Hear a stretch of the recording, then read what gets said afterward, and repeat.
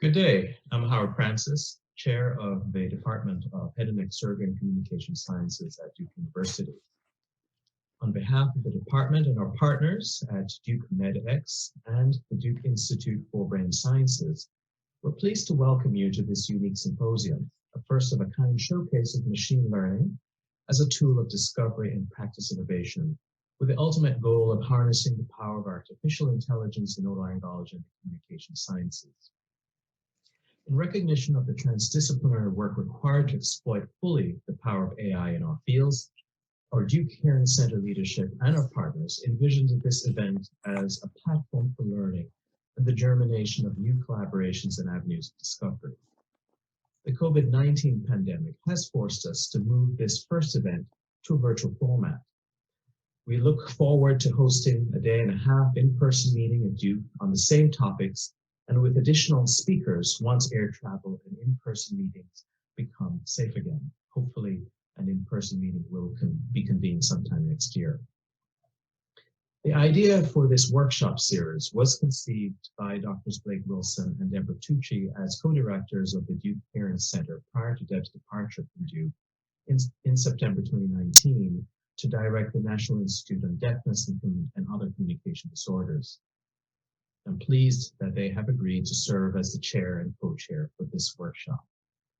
Today's first session will be moderated by Blake and the second by Dr. Geoff Ginsburg.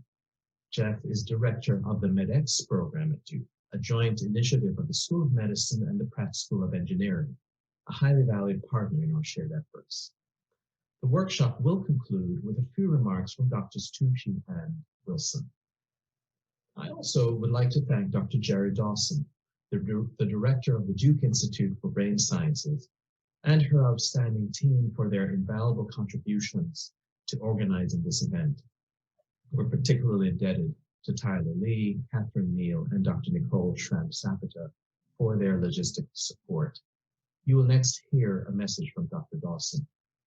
Please enjoy today's program and join us in harnessing the power of artificial intelligence in otolaryngology and the communication sciences.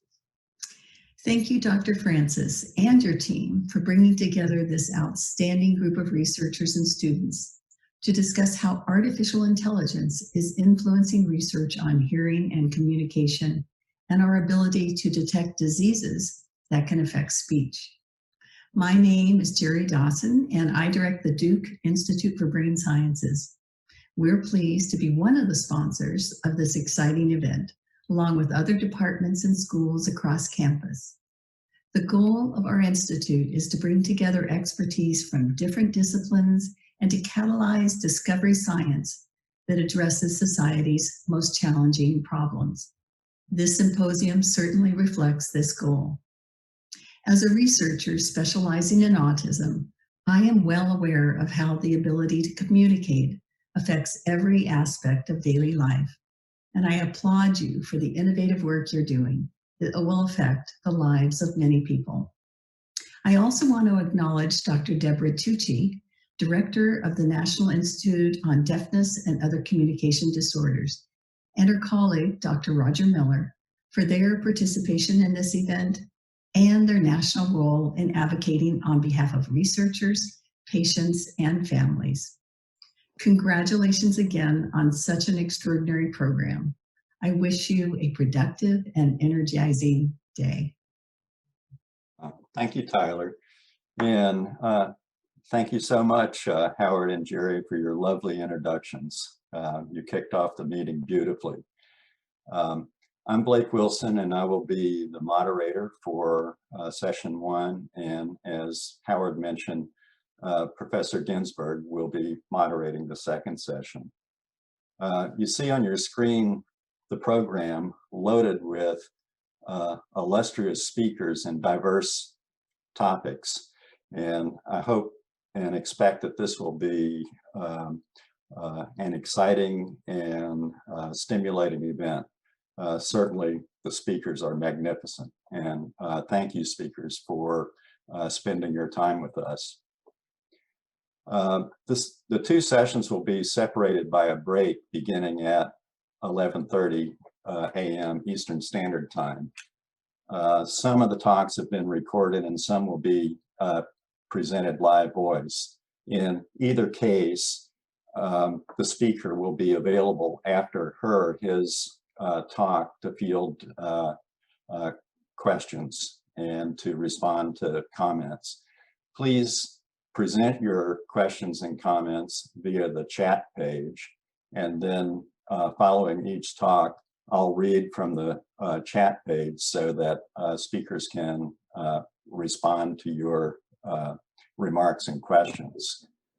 Additionally, during the Q&A periods, you can raise your hand if you like, if something else occurs to you, another question or another comment.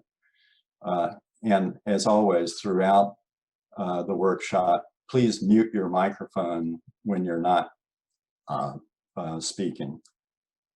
Biographies for the speakers are presented on the web page for the workshop, so please look there for the details. The moderators will just very briefly introduce each speaker. And my, are they illustrious speakers? We are so fortunate. The first among those speakers is Professor Edward Chang, who also is the chair of neurological surgery at the University of California at San Francisco. And as you can see in the program, his talk is on leveraging machine learning to develop a speech neuroprosthesis. Professor Chang, you have the floor. Thank you. Thank you, Blake. Thanks, Deb. Thank you both for this really, really wonderful invitation to join this meeting. The topic is of deep interest to me and my entire lab. Machine learning has been a great enabler for pretty much all of our recent work. And I think this is extremely timely. I'm also really thrilled to have this opportunity to spend some time with my colleagues in otolaryngology. A lot of what we research actually has deep relevance to topics of communication sciences, and I'm just really thrilled to have this opportunity to join you this morning. So the title of the talk here is Leveraging Machine Learning, Artificial Intelligence for the Goal of Enabling a Speech Neuroprosthesis. And I think the easiest way to start this is to just tell you a little bit about the conclusions of the work first, and then to use the rest of the time to really unpack that and really to show you examples of some of these conclusions. And the conclusion is that machine learning is indispensable for the kind of goal of trying to decode brain activity into intelligible speech signals for people who are paralyzed. It's frankly indispensable. From my perspective, there's no alternative to this endeavor. And that has to do because of the complexity of the brain signals and how subtle some of the signals can be. Indeed, most of them are not even visible to the human eye. The second point that I want to make is that while it's indispensable, it's not sufficient. And what I mean by that is that for the application cases that we're interested in, while the algorithms are very powerful, they do need to be improved by human-based knowledge. In many situations, there's not a lot of data to train on, and there are ways to enhance the optimization of machine learning with human knowledge. So this is not by any means to say that with AI machine learning that we can solve the question of decoding the human brain for the goal of a speech prosthetic, but rather to say that it is a critical component. So what I thought I would do is to just talk a little bit about, at first, the science actually that underlies and the basis by which we began these studies to understand how the speech motor cortex works and why we decided to go down the route of a speech neuroprosthetic and some applications of machine learning to both the science and the development of decoding neurotechnology. So I'm going to start with this illustration that was actually hand illustrated by Harvey Cushing, one of the early pioneers of neurosurgery at the turn of the century. And what he's describing here is this case where he had seen a patient with epilepsy where the entry wound to the bullet was essentially up here on the forehead, and exit wound it was in the temporal lobe, the superior temporal gyrus, and the epilepsy focus was directly adjacent to this. He used this opportunity in the setting of this craniotomy surgery to describe some of the somatotopic organization of the speech, well, of the lateral motor cortex. I'll refer to it as speech motor cortex, but it's not really just speech. It's also involved in voluntary muscles of facial expression, other functions. But speech definitely co-evolved from that cortical area. And if you blow this up, you can see that there is this nice and orderly topographic organization. One of the things that I wanted to point out here is that at that time, primarily based on studies that were done in non-human primates, work from Sherrington and others, that the vocal cord representations were really down here near the temporal lobe at the lateralmost aspect of the motor cortex. And you can see that the areas that are involved with the face and oral tract representations are really quite distributed across essentially 2/3 of the motor cortex.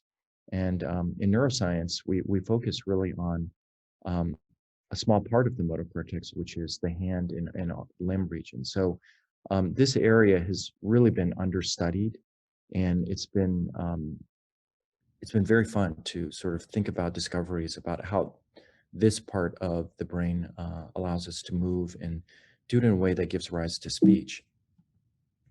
Now, there are some real particular challenges for this scientific endeavor, but it's important. Speaking is a hallmark of our species. Many know that to be true, that it's a really unique and defining behavior.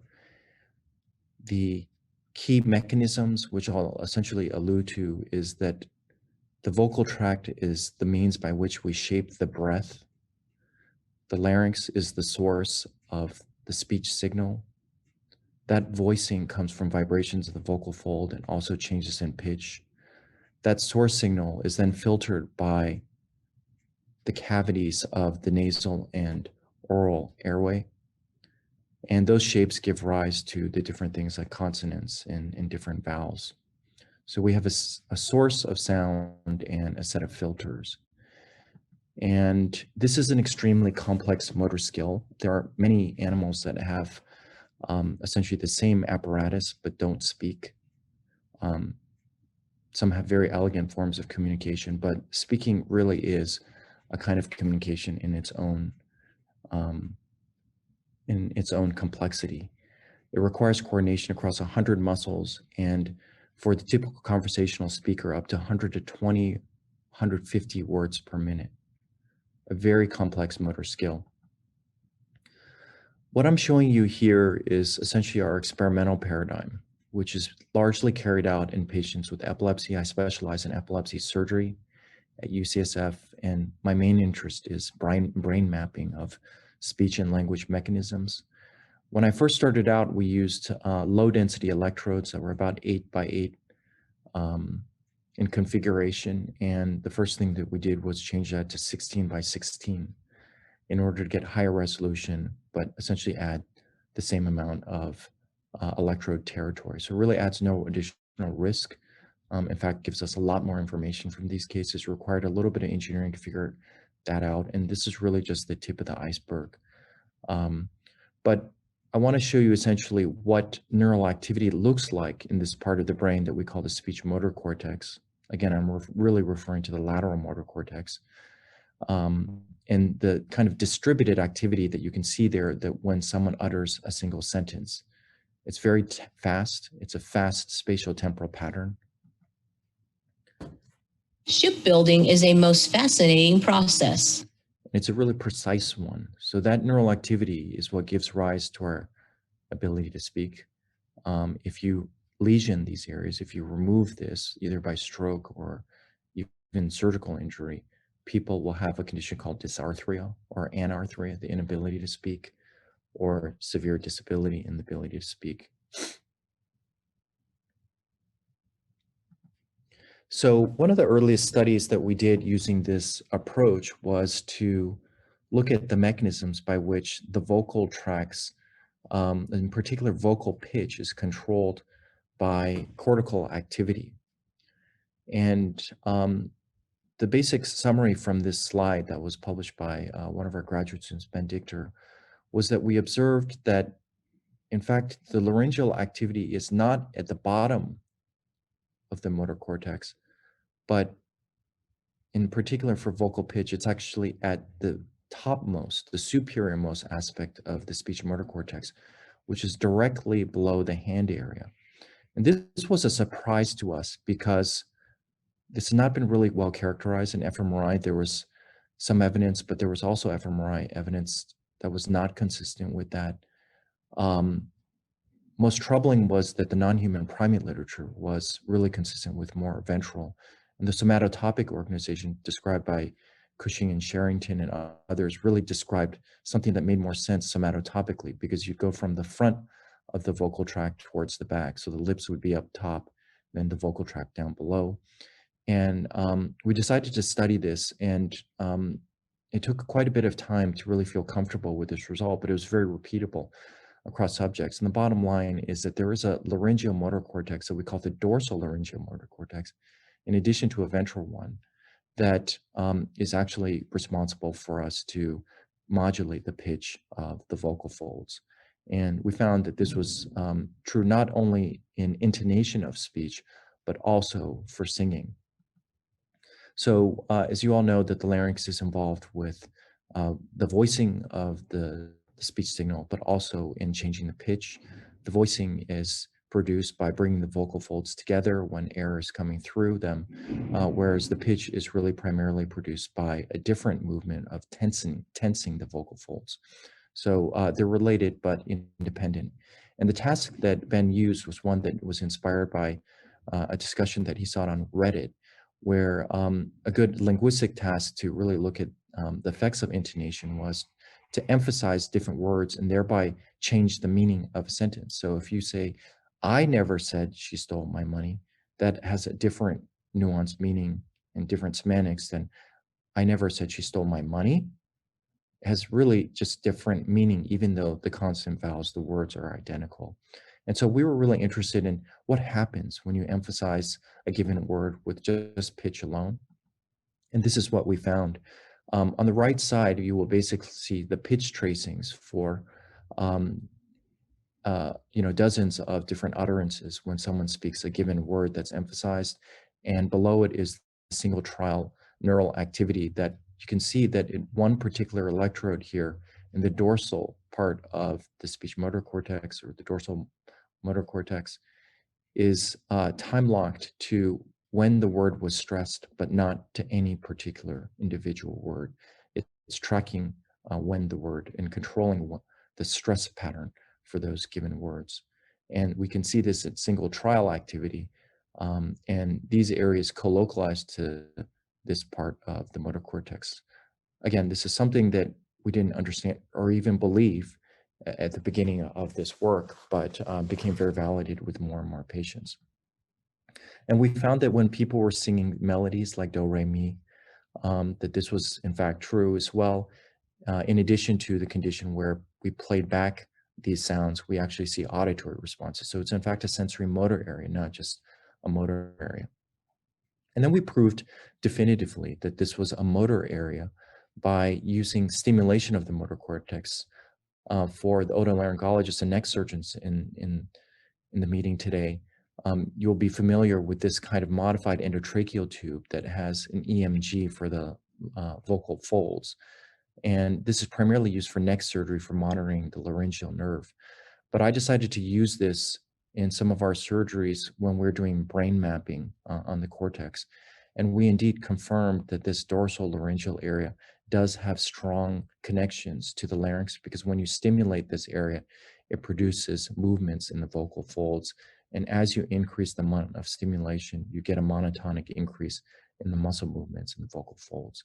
So this area is indeed a motor area that is responsible for laryngeal movement. When you stimulate this area when people are awake, during awake brain surgery, an area that I specialize in, it actually causes vocalizations. Something just like that. Okay, so no other area in this part of the brain causes vocalizations except for this part of area. It's not intelligible speech, but vocal behavior. The other aspect of some of the basic science is really looking at the articulatory kinematics. And what I mean by that is the movements of the vocal tract. And a lot of our previous work and other work by others was labeling essentially speech sounds by essentially their sound structure and what parts of the vocal tract were involved. But this study was really trying to look at movement, and this is where machine learning started to become very important for some of our work to overcome a couple of key challenges. So the first challenge for studying movement of the vocal tract, especially continuous natural speech, is that most of these movements are hidden. Actually, you can't study them in the same way that you study essentially the kinematics around your arm and joints, because you can monitor those very easily externally. So we had to have some way that we could sample different parts of the vocal tract, and we wanted to essentially sample all of natural speech to look at its entire phonetic inventory and its natural dynamics.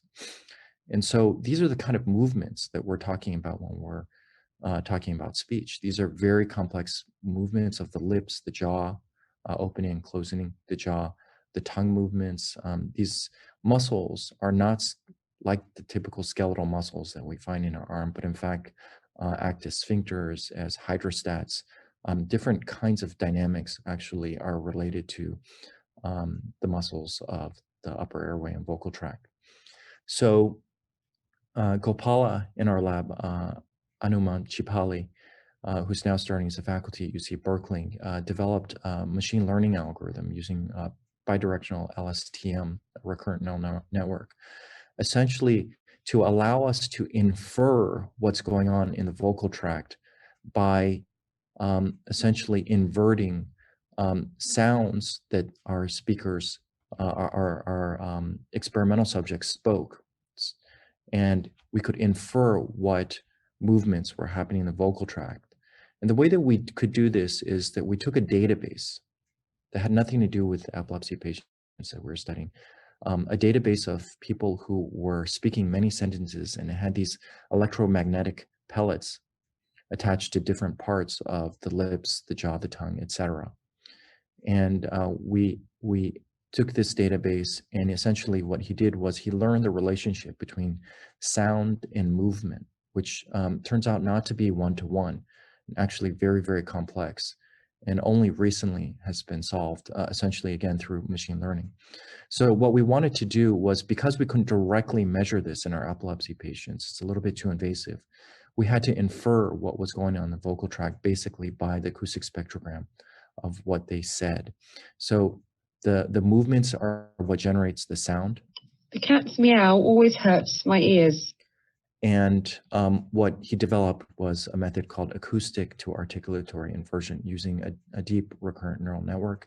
Again, being able to take sound energy and to translate it into inferred movements of the vocal tract. And this just gives you an example of some of the accuracy. So this is the given spectrogram for a sentence, and all of these little markers correspond to movements across the upper lips, the lower incisor, the tongue tip, the tongue body, the tongue dorsum, just different parts of the vocal tract that we're tracking their movements. And it shows you that we can do fairly well actually in reconstructing the movements as we're processing the sound in real time. So this turns out to be a really robust method to infer the movements of the vocal tract, and it's a very powerful thing that was enabled by a recurrent neural network. With that, we were basically able to show that when you look at individual electrodes in the motor cortex, it encodes a huge repertoire of vocal tract movements.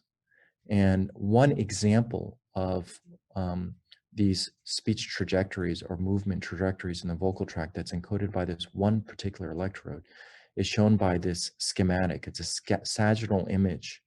It's inline sagittal image of the vocal tract. And time is actually and movement time is reflected by the line thickness.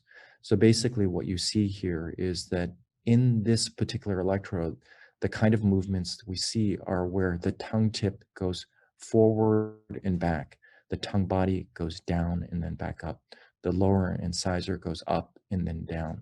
We think of these low dimensional structures as speech primitives. I call them low dimensional because the vocal tract itself is very high dimensional and has nearly infinite degrees of freedom. But in reality, the movements that you see that are being processed there are actually a limited few set of sounds that in combination can give rise to all possible syllables and consonants and vowels. And the kind of movements are coordinated. They're not single articulators, but coordinated movements across the vocal tract. And a lot of them have the appearances of things that are reminiscent of what we see in the arm cortex, is that primarily they're out and back reach-like profile. So this particular movement is where the tongue tip reaches out forward and goes to the lower incisor, upper incisor at one particular electrode.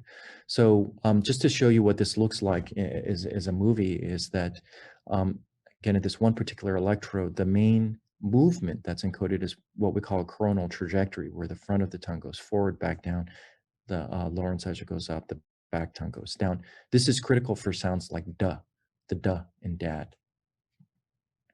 If you compare that to a different electrode, for example, this one, which is just really a centimeter away, you'll see that it has a different set of kinematic properties that it's encoding.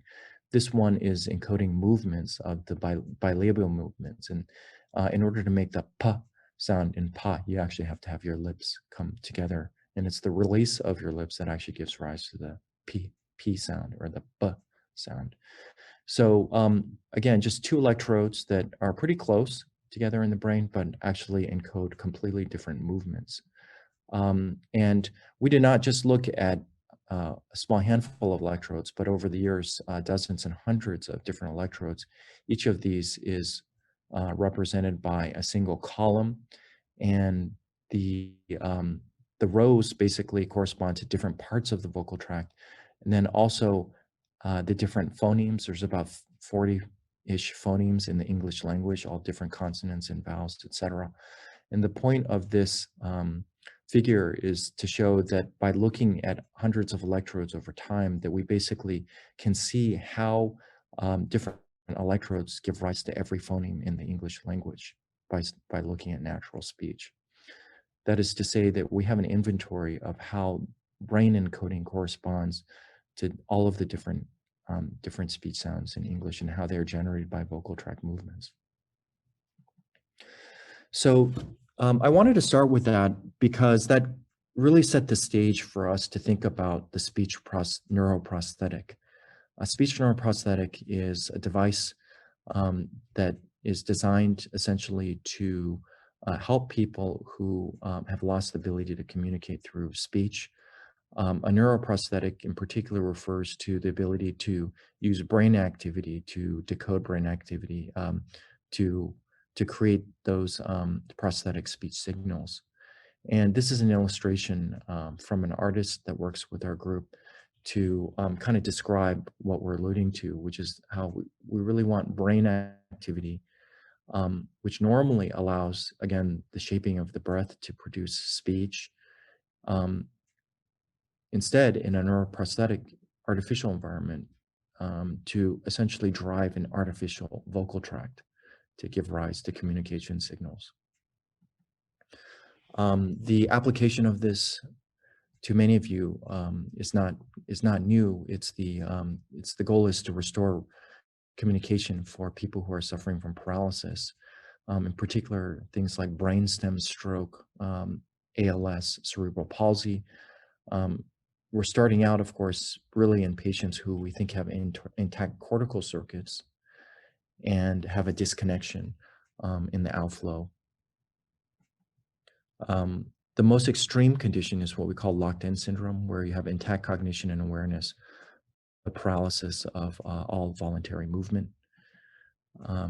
I particularly like this quote by Stephen Hawking, who suffered from a form of ALS, but nonetheless had a really brilliant mind, of course. Although I cannot move and I have to speak through a computer, in my mind, I am free. And for the vast majority, all of these patients who have lost the ability to communicate, restoration is a major endeavor and a major unmet need. There's been pioneering early work in this area, and I want to just make sure that that's acknowledged. Phil Kennedy and Frank Gunther, basically about 2 decades ago, were able to insert microelectrode array into someone who was locked in, and were able to show at that time the individual was able to essentially move a cursor control to different parts of the foreman space to achieve different vowels. What you'll see in this demonstration is that the subject hears a target sound and then basically uses brain activity to get to different vowel targets using something like a CLAD synthesizer. Listen. Speak. Listen. Speak.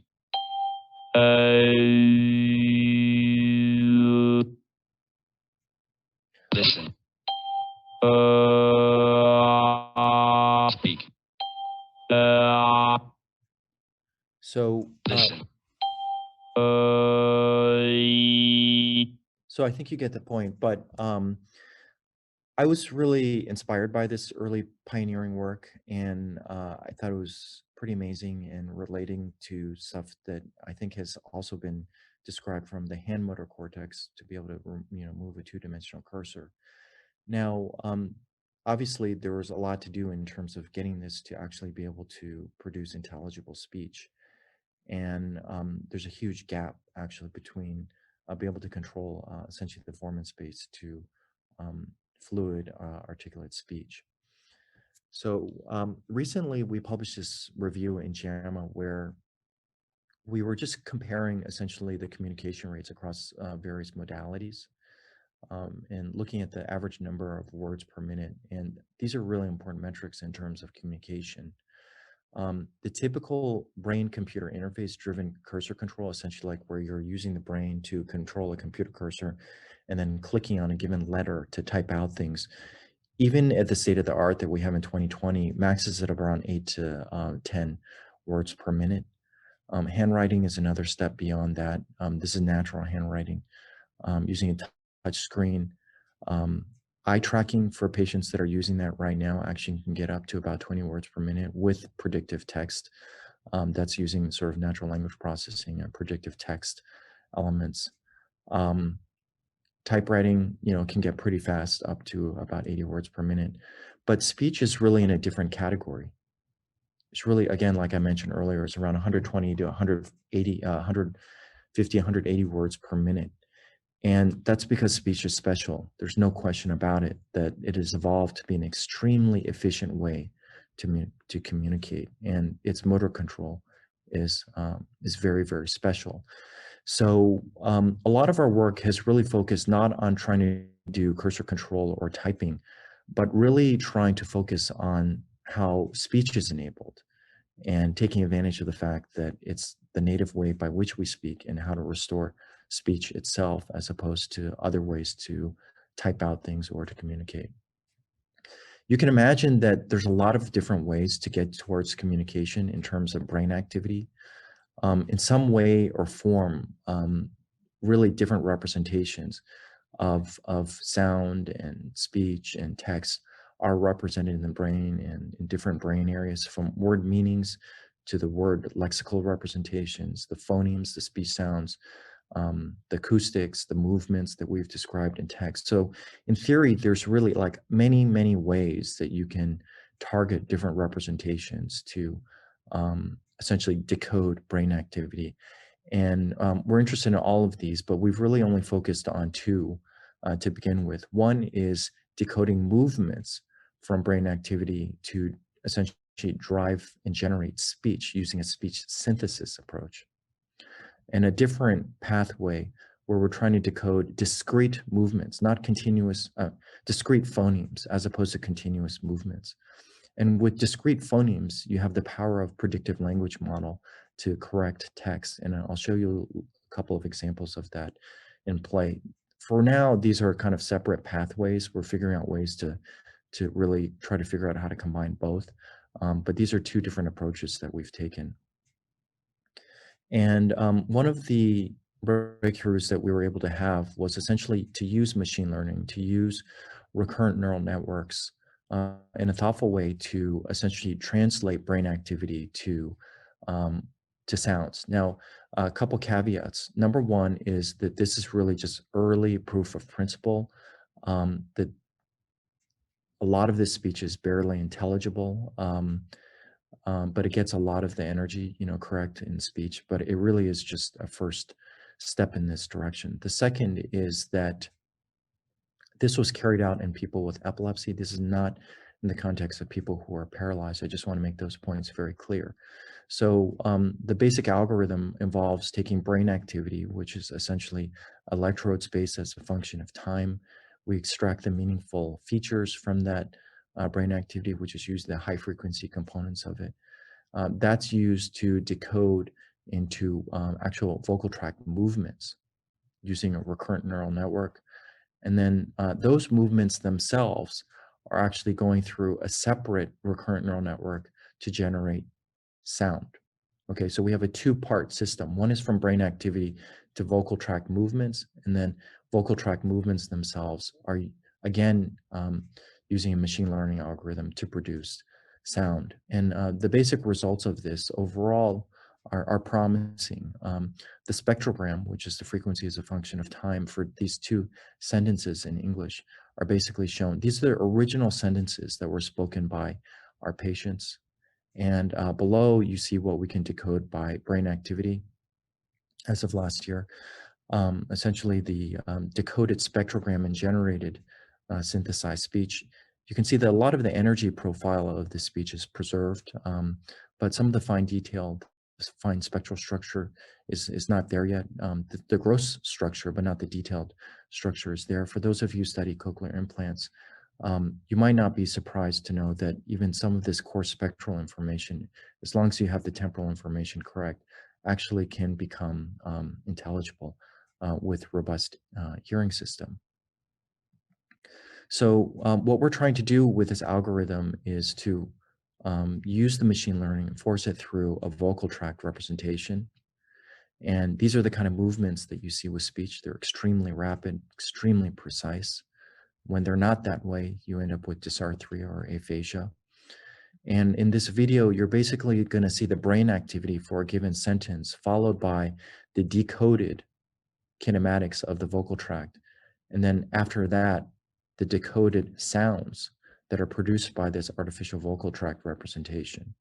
And then you'll hear the original sentences that were spoken by the experimental subjects, just to compare what it originally sounded like and what we could decode from the brain activity. And you'll hear a couple of these examples here.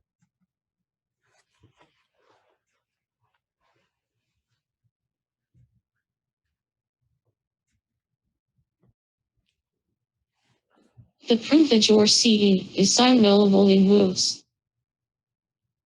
The proof that you are seeking is not available in books. The proof that you are seeking is available in books.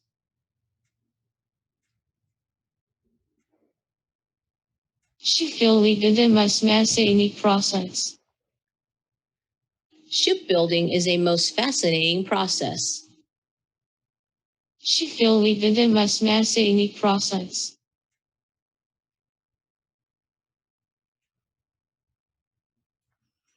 So this just gives you an example of some of the sounds that can be generated from brain activity at a relatively coarse level of neural recordings.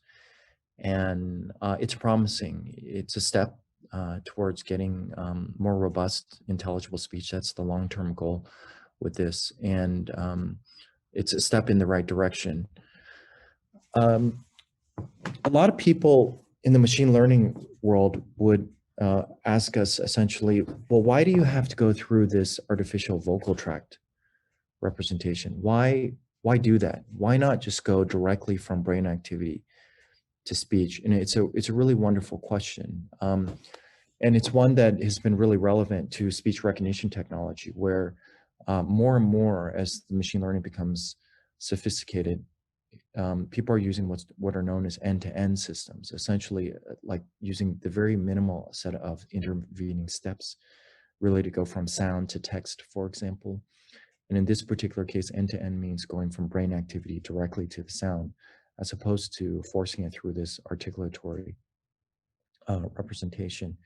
And we did that. We compared those two different approaches. And the MCD corresponds to the cepstral distortion. And the higher the value, the worst. So you want lower MCD values. And about 5.5 is where speech sounds are essentially intelligible. But we were looking at the amount of intelligibility as a function, decoder intelligibility as a function of training data that we were using to train the neural networks in our recurrent neural networks for brain decoding. And what you see is that when we use a model that explicitly models the articulatory vocal tract, it requires less data. It's certainly possible to get decoding using an end-to-end system, using brain activity directly to the speech sounds themselves, but it requires dramatically less data when you model the vocal tract. And that makes sense to some degree because a lot of what the neural networks are doing are optimizing the distribution of the data around essentially the right parameter space. And because speech is generated by the vocal tract movements, when you can model those correctly and well, you are giving essentially a huge boost to the decoding algorithm because it doesn't have to learn a large amount of information that otherwise an end-to-end system has to learn. It can learn it with a lot of data, but there are shortcuts. And why this is important is that when people have limited speech or no speech, you may not have a lot of data. In fact, you may have none data in some of these cases. So this is an example of, again, the principle that machine learning, a lot of this basically could not have been done without it. But our knowledge in the science of the articulatory tract turns out to be quite relevant, especially in the applications where people are impaired. I'll give you a couple more examples of what can be done when data is limited. This is in the setting of an experiment that was done later by a different postdoc fellow, Joe Macon, who's now a faculty at Purdue in electrical engineering. And Joe's idea was really to take some of the algorithms that now power machine translation. So if you look at Google Translate, you can basically type in a sentence and it will translate that same sentence, irrespective of the number of words or whatnot, into a different language. And these are very complex kind of translations because they're not necessarily phonetic. They're very sensitive to the word order and the meaning. These are not like literal translations word by word. These are real translations in the sense that they are translating for the intended meaning. And one of the reasons why this is very powerful is that this is a kind of end-to-end. These class of networks are a form of sequence to sequence, where you take a sequence of words in one language and you translate it into a sequence of words in a different language. And they generally use the general framework of an encoder decoder framework using these kind of recurrent neural networks called LSTM. And LSTMs are very powerful because they can hold on to context information in a way that convolutional forms of neural networks do not do. But for text and speech, these are really important. So basically, the way it works is it will take in an English text string, and the LSTM will encode that into essentially an internal state. And a separate LSTM will decode that internal state into French. Now, the internal state is something that is very difficult to understand, but it's a latent state, representation that reflects many things, possibly the phonetics, the semantics, things we have no names for even. So Joe wanted to apply this approach to go end-to-end from brain activity to text. This was not speech synthesis, but going from brain activity to text using an end-to-end system. And even in this case, it really was boosted by knowledge of the speech system. So the encoder decoder recurrent network essentially begins with the extraction of the relevant brain signals. The high gamma signal in particular, the high frequency component, was really important in our studies. We did a temporal convolution, which is essentially just a smoothing of the activity, and that was passed through and trained into an encoder RNN, which generated again this latent space. Now, this hidden space or this latent space was optimized by cross-training it with an auxiliary that we call the predicted MEL coefficients. And what this basically means was that we added a cost function to this neural network up front, such that the decoding was essentially guided by sound structure. And that turned out to be quite helpful because it optimized in a way that was much more powerful. So true end-to-end, you might not actually take this step, you might sort of skip it, but this turned out to be helpful. And then once you have this hidden state, you can use a separate decoder RNN to output a series of words. And this turns out to be quite powerful. This is just some of the architecture from the model. So with this model, we were able to essentially achieve very low word error rates. Again, with word error rate, you want the lower the number, the better. And if you took sort of speech recognition technology was available about 10 years ago using phoneme estimation with a hidden Markov model, a kind of dynamical model, probabilistic model, you would get about 40 word error rate. If you don't use auxiliary with the capsular coefficients, it's around 10 words per minute. If you use low density ECOG, it's around the same. But with high density ECOG, again, using this encoder decoder end-to-end system with the auxiliary, we got down to about 3 to 5 word error rate, which is very, very high accuracy and in the ballpark of what we want for prosthetic. I know I'm out of time, but machine learning really is quite magical. It is an extremely powerful tool. It's not enough though. Knowledge of how speech works turns out to be extremely critical, especially when we don't have a lot of data. I think of machine learning as a way to optimize around principles that we do know from neuroscience and from linguistics and our clinical medicine. Both of these combined are enabling new decoding technology. And as I mentioned at the very beginning, it's not one or the other, but really how do we leverage both of these to move these things into the clinical arena. So I'm very fortunate to work with a brilliant set of engineers, linguists, clinicians, neuroscientists in our group. And I want to thank all of you for the opportunity to spend some time with you this morning and to talk about where we stand with trying to develop speech neuroprostheses. Thank you. Wow, thank you. You described the initial results as a first step forward. I would say they're a first giant step forward.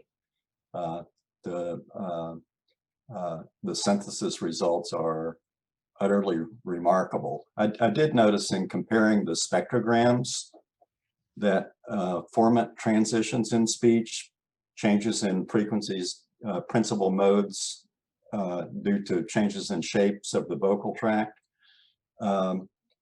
are not yet well represented. And this prompted the question in my mind, what is the temporal resolution of your recordings and analyses? It seemed not to capture those quick transitions in speech, but did capture the broad energy peaks.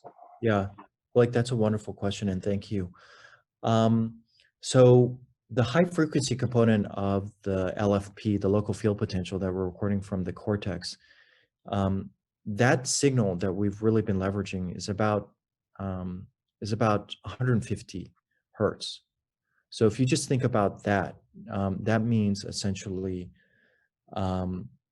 we're really looking at a low temporal fidelity cortical signal. We're not looking at spikes. We're really looking at this, the envelope of the high frequency component of the LFP, which once we put it through this feature extraction algorithm, I would say it's really only, its temporal resolution is about 10 to 20 hertz actually. So that in fact could be why we see, you know, sort of the low resolution in terms of the format transition and some of those really critical things. The machine learning does make up for some of it. So the algorithms have some of that baked into it because the algorithms are trained on people who are speaking essentially from that articulatory model to the sound.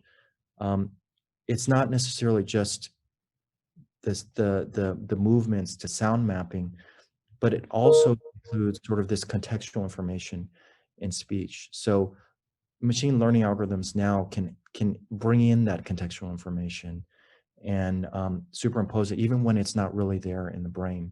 So I would say that that's a really important part of what we did with that, was take a really impoverished early signal, boost it with some information that was with the machine learning, the contextual information that is brought in by speech.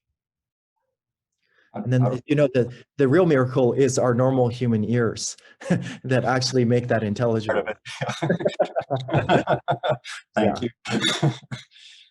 I really like the concept of building on what we know and giving the machine learning algorithm a fighting chance to succeed, rather than asking the machine learning algorithm to do everything. Exactly. Yeah, that's exactly right. And in the context of speech, speech scientists would say that the needed temporal resolution is on the order of sampling every 5 to 10 milliseconds.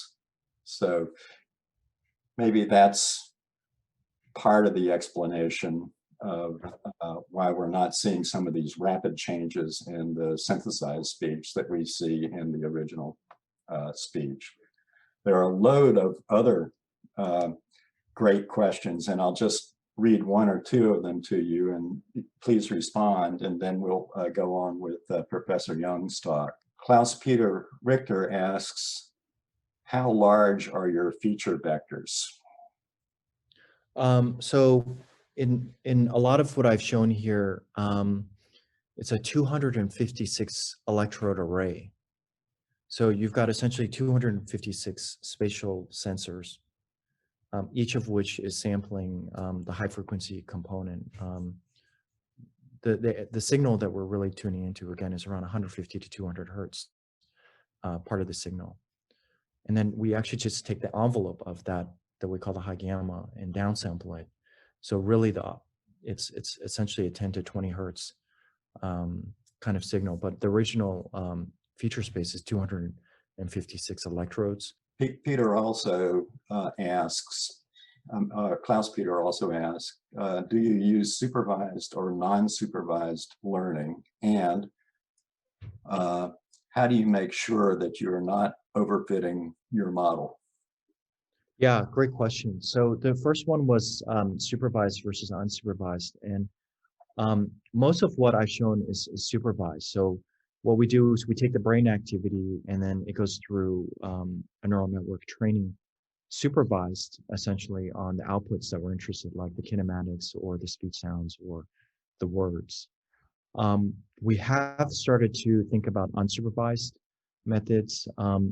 They don't get us too far right now, just because I think part of it is that there's a lot of other things in the signal that create a lot of variance in noise, and the unsupervised really sort of can't get past that yet.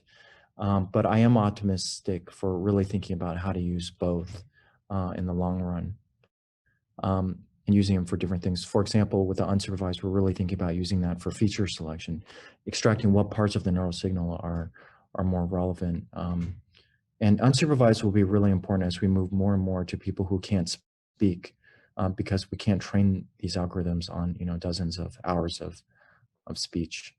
There are multiple wonderful remaining questions here, and I'll just read one more Okay. to you. This one is from Professor Ginsburg, and he says, first off, great talk, and I think everyone fully agrees. And his question is, can you comment on whether genetic studies have identified genes that might control movement in phonemes? And do you foresee a possibility of drug therapeutics to enhance speech or correct speech deficits or disorders? That's kind of like a holy grail kind of question. You know, what actually codes our natural abilities to speak genetically? And we don't have a lot of knowledge on that yet. There are people who are looking this very closely, like Eric Jarvis at the Rockefeller, where they are starting to look in human autopsies in these areas that we've identified and others have identified to look at what particular genetic properties might be able to give rise to not just humans, but other organisms, the gift of vocal communication. So this is an area that is of deep interest. We're more on the sidelines, just really trying to help, and we're very interested in what people are finding with that, but it's not directly what we're doing. And I think that these will have implications for a variety of inborn speech communication disorders. Thank you so much, Eddie. That was absolutely inspiring, and we'll excuse you to go to the operating room now. Again, thanks, Deb. I really appreciate the opportunity to join you guys this morning. Thank you, Eddie. That was fantastic. Our next spectacular speaker is Professor Nancy Young, who is the Lillian S. Wells Professor of Pediatric Otolaryngology at the Northwestern University Feinberg School of Medicine. Nancy, would you please begin your talk, or Tyler, would you please play it? I would like to thank Dr. Howard Francis and Blake Wilson and the organizing committee for the opportunity to speak at this symposium. I would like to begin by acknowledging that this work is the result of a longstanding collaboration with Patrick Wong, a distinguished cognitive neuroscientist, linguist, and speech pathologist. Dr. Wong and I began collaborating when he was faculty at Northwestern University, and our collaboration has continued since he's become faculty at the Chinese University of Hong Kong, where he is a professor of linguistics and the founding director of the Brain and Mind Institute. Our research takes advantage of machine learning to forecast language after cochlear implantation. The goal of this research is to create a cost-effective tool to improve language after cochlear implantation for children at risk for poor language outcome. We believe this approach may lead to a new standard of care for management of hearing loss and other developmental disorders. I have prepared the following disclosure slide. Albert Einstein said, "The most beautiful thing we can experience is the mysterious. It is the source of all true art and all science." I finished my training in neurology just prior to the FDA approving cochlear implantation for children, and I had the unique opportunity to build the first pediatric program in Chicago. I have long been fascinated by our inability to accurately predict spoken language development and by the tremendous influence of the therapist for providing listening and language behavioral therapy for children. For me, much of the joy in my practice comes from the outcomes of implanted children, especially when children we expect to do the least surprise us not only by how much, but the many ways that hearing improves their quality of life. I'd like to ask everyone to take a moment to read this paragraph illustrating the role of top-down processing in reading. I was quite surprised when I first read this. As long as the first and last letters are in the correct place, it does not matter what order the letters of a word are in, you can still read it. Similarly, the brain's ability to process and render meaningful an impoverished auditory signal underlies the success of cochlear implantation. Bottom-up processing relies upon quality of the acoustic signal. Top-down processing relies upon past experience and knowledge to interpret and encode the acoustic signal. Because of the remarkable success of cochlear implant recipients, it is often difficult to keep in mind and perhaps hard to believe how limited the implant's acoustic signal is compared to normal hearing. Evidence of the role of neuroplasticity is demonstrated by this graph of time course of speech perception for post-lingually deafened adults. The improvement over months reflects recoding by the brain, not the more immediate improvement expected if normal auditory input were provided. A dramatic example of the importance of the brain in implant outcome can be found in the benefit that may be obtained by children with cochlear nerve deficiency. I would like to introduce you to Gia, who was adopted at age 3 years and implanted soon after. Her imaging revealed bilateral absence of the auditory nerve. She has a severely hypoplastic right cochlea seen here and a completely absent left cochlea. And here we see a sagittal section on MRI through the internal auditory canal with only a single nerve bundle, that of the facial nerve, and no evidence of the eighth nerve. She was implanted, and here we see the partial electrode insertion in her ear. And this was followed by specialized programming and intensive auditory oral habilitation. Much to our surprise, within 6 weeks, Gia was able to detect S. And she continued to make progress. And here we see her after a year and a half of implant experience, and she's demonstrating her closed-set speech perception skills. I like this kitty cat. It's not a cat. What is it? It's elephant. It's that's right. Oh. And after 3 years of implant experience, Gia had measurable open set skills.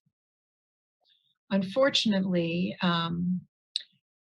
her device failed, and a reimplantation was done, but there was ossification of her malformed cochlea.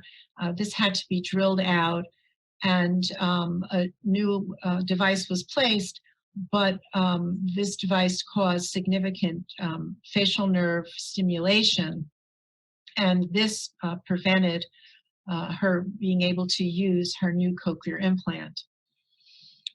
She was then implanted at New York University by Dr. Tom Rowland, who performed an auditory brainstem implant when she was age 8. And he was able to identify a very small cochlear nerve that was plastered against the facial nerve, which is shown here. And after 3 months of auditory brainstem implant experience, Gia's open set speech perception skills reemerged. So Gia's remarkable outcome is not unique in our experience. The majority of children with cochlear nerves below resolution of 3D MRI demonstrate at least threshold improvement. The time course for emergence of speech perception is much slower than in other children. To date, word recognition has developed in 13 of 21 ears, with 8 achieving open set at our implant center. On average, it takes children 2 years to demonstrate closed set word recognition, and the mean time to achieve open set is almost 3 years, although there's significant variability, with some children obtaining open set after 6 years of device use. I would like to point out that in many of these cases, nerve deficiency would not have been identified upon CT temporal bone imaging. MRI to identify nerve deficiency is invaluable. It's really critical for everyone to know what they're in for. From an audiology standpoint, it's their specialized device programming. And the longer time course for skills to emerge is very important information to have for both professionals and parents alike, so that device use and therapy are not prematurely curtailed. Regarding more typical pediatric implant recipients, the largest prospective study of young implanted children, led by the late John Naparko, demonstrated that despite young age at implantation, mean language outcome for children was below that of normal hearing children, although minority did as well. Despite over 20 years of research, accurate prediction of language outcome has remained elusive. Research to forecast outcome has revealed two important predictors: age of implant and residual hearing. These two predictors fare well in conventional regression analyses where sample size is large. However, their predictive ability is limited on an individual level. The concept of personalized medicine began with the use of genetic information to develop safer and more effective drug regimens. What about efforts to develop personalized learning? At present, non-genetic markers are needed because genetic information is not reliably predictive using current technologies. Patrick Wong, based upon his research to predict second language learning and to develop brain-specific training for second language learning, has advocated use of neural predictors of outcome on the individual level so that custom brain training may be developed. It's important to emphasize that tailoring learning to the individual is advantageous even for those with normal cognitive ability. In addition, when dealing with young children, intervention to improve language has the potential to significantly improve cognition because language and cognition bootstrap one another, hence the importance of early intervention. Because spoken language requires not only an intact peripheral auditory system, but the central nervous system to encode the bottom-up input, it is not surprising that brain variability would be associated with language variability after implantation. The auditory deprivation experienced by our young implant candidates may in itself cause neuronal reorganization resulting in differences in spoken language perception. For these reasons, we propose that perhaps brain structure as determined by brain scans might do a better job predicting outcome than traditional factors. If prediction could be achieved at the individual level, this would enable study of the effectiveness of therapy for different types of brains. We hypothesize that precision brain-based therapy and optimal dosing of therapy could improve outcome and be cost-effective. In order to develop predictive models on an individual level, machine learning is essential. Machine learning, a subfield of artificial intelligence, uses principles from computing, optimization, and statistics to create algorithms to accomplish tasks that can improve the algorithm's own performance as it gains experience. Many believe that machine learning will transform diagnostic medicine by making it possible to individualize treatment. A recent example of its application is the 2018 FDA approval of the first device using machine learning to detect early diabetic retinopathy. This technology analyzes retinal images wholly unsupervised by a human being and does an excellent job determining which patients require referral to specialists for a sight-threatening disease. Our research group has taken the first steps to apply machine learning to predict outcome of young implanted children on an individual level.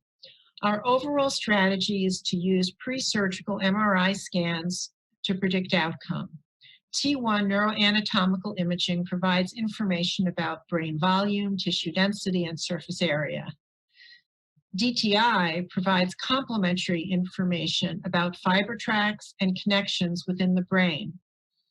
I will first talk about prediction based upon neuroanatomical imaging. Most cochlear implant surgeons routinely use T1 neuroanatomical MRI in the evaluation of cochlear implant candidates. For our research, T1 MRI is advantageous because it's objective, task-free, and not affected by sedation or hearing status. Since pre-surgical MRI of pediatric implant candidates is common, there is great potential for prediction based upon this type of study to be incorporated into routine clinical practice. Two steps are involved in our research process. First, we wanted to know how hearing impairment affects neuroanatomical development.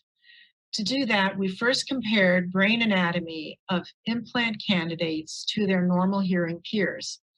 This comparison enabled determination of brain regions affected and not affected by hearing impairment.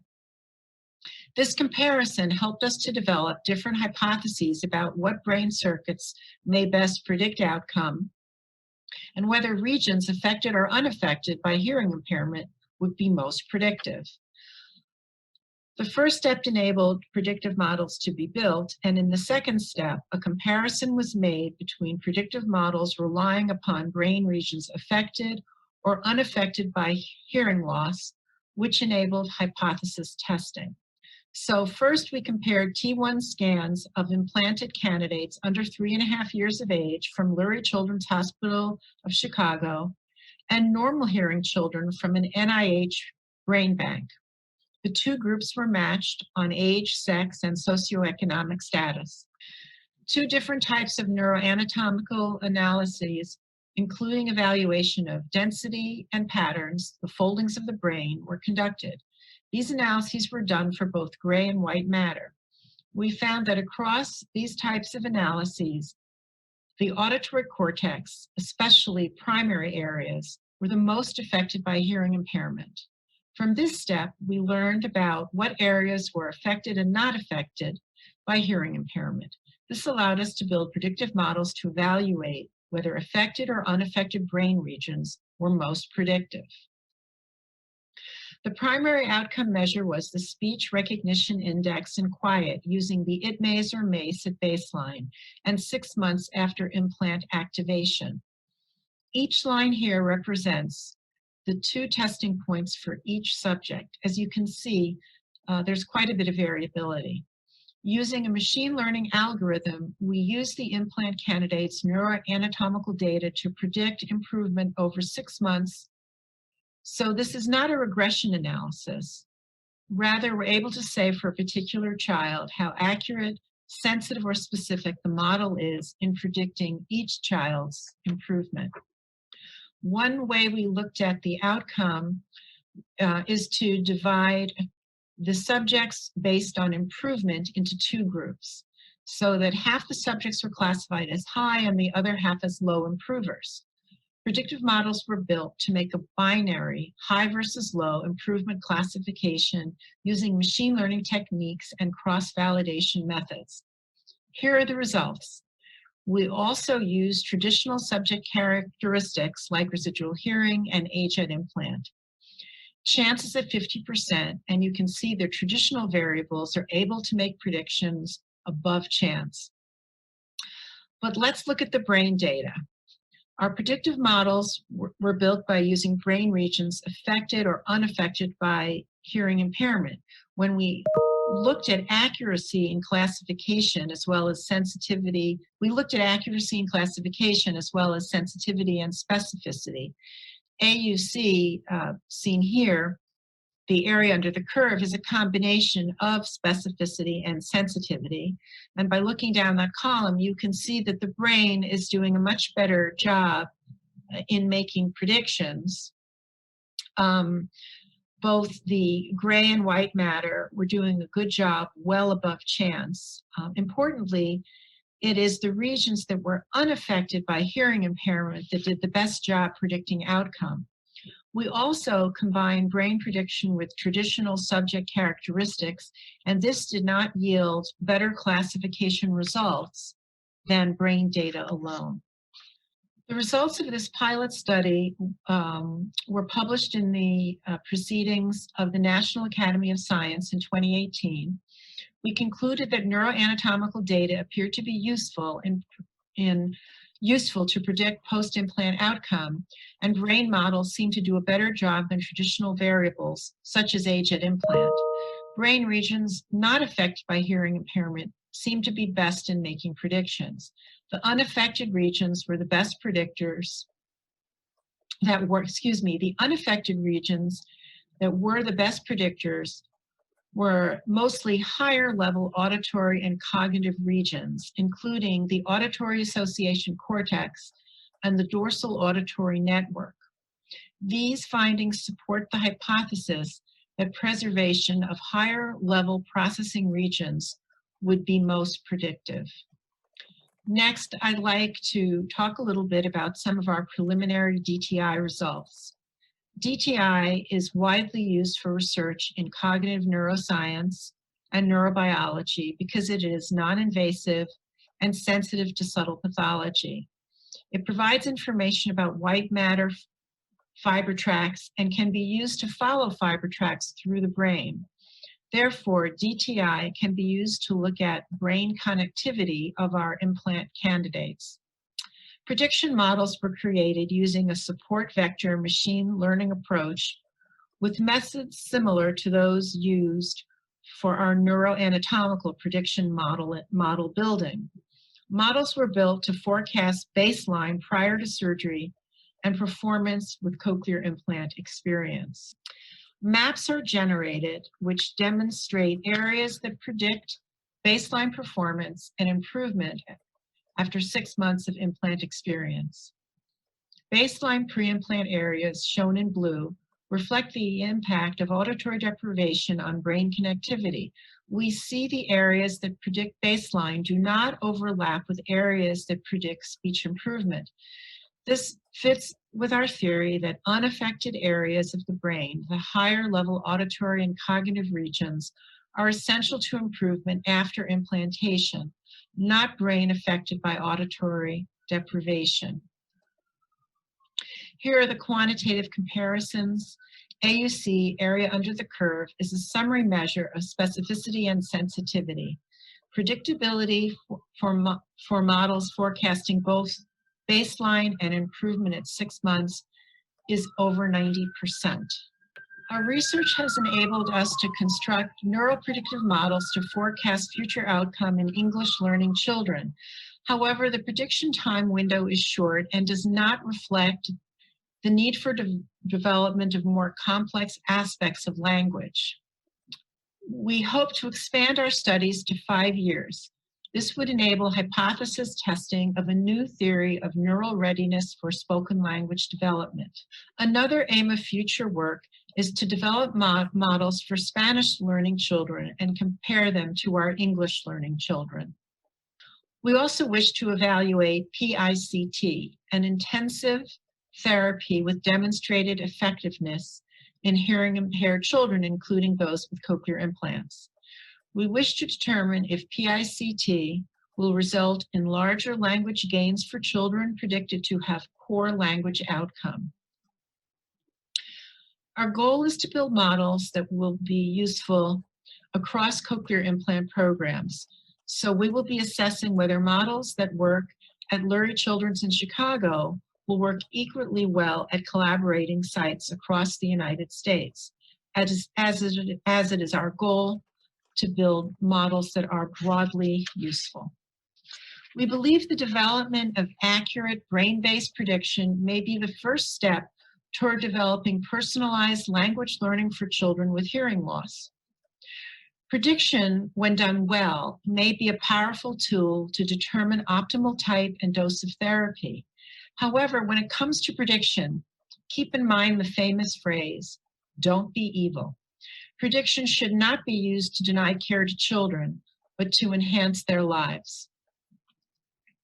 We hope that our research will create new technology, advance theory, and improve the lives of children with cochlear implants by providing clinicians with cost-effective tools to improve language outcome using a predict-to-prescribe approach. We believe this approach is applicable to other developmental disorders beyond hearing loss. I would like to acknowledge Dr. Patrick Wang and his colleagues at the Brain and Mind Institute of the Chinese University of Hong Kong, without whom this work would not be possible. I would also like to acknowledge our collaborators at the University of Michigan, Southern California, and Miami, as well as the support of NIDCD. Finally, I would like to acknowledge my implant team and the parents and children we serve. To close, I would like to share another example of the power of neuroplasticity. Raymond was implanted at age 2. He had a history of extreme prematurity, having been born at only 24 weeks. This placed him at high risk for learning disability. He created this video for our team. I must share with you that when I first saw this video, I was quite alarmed when he began to speak. His speech was unintelligible to me. However, he is speaking German, which I don't understand. Raymond later auditioned and was accepted into a highly competitive school orchestra. This year, he began college at Embry-Riddle Aeronautical University, where he is studying spaceflight operations, unmanned aircraft systems, cybersecurity engineering, and computer science. Is Raymond's video.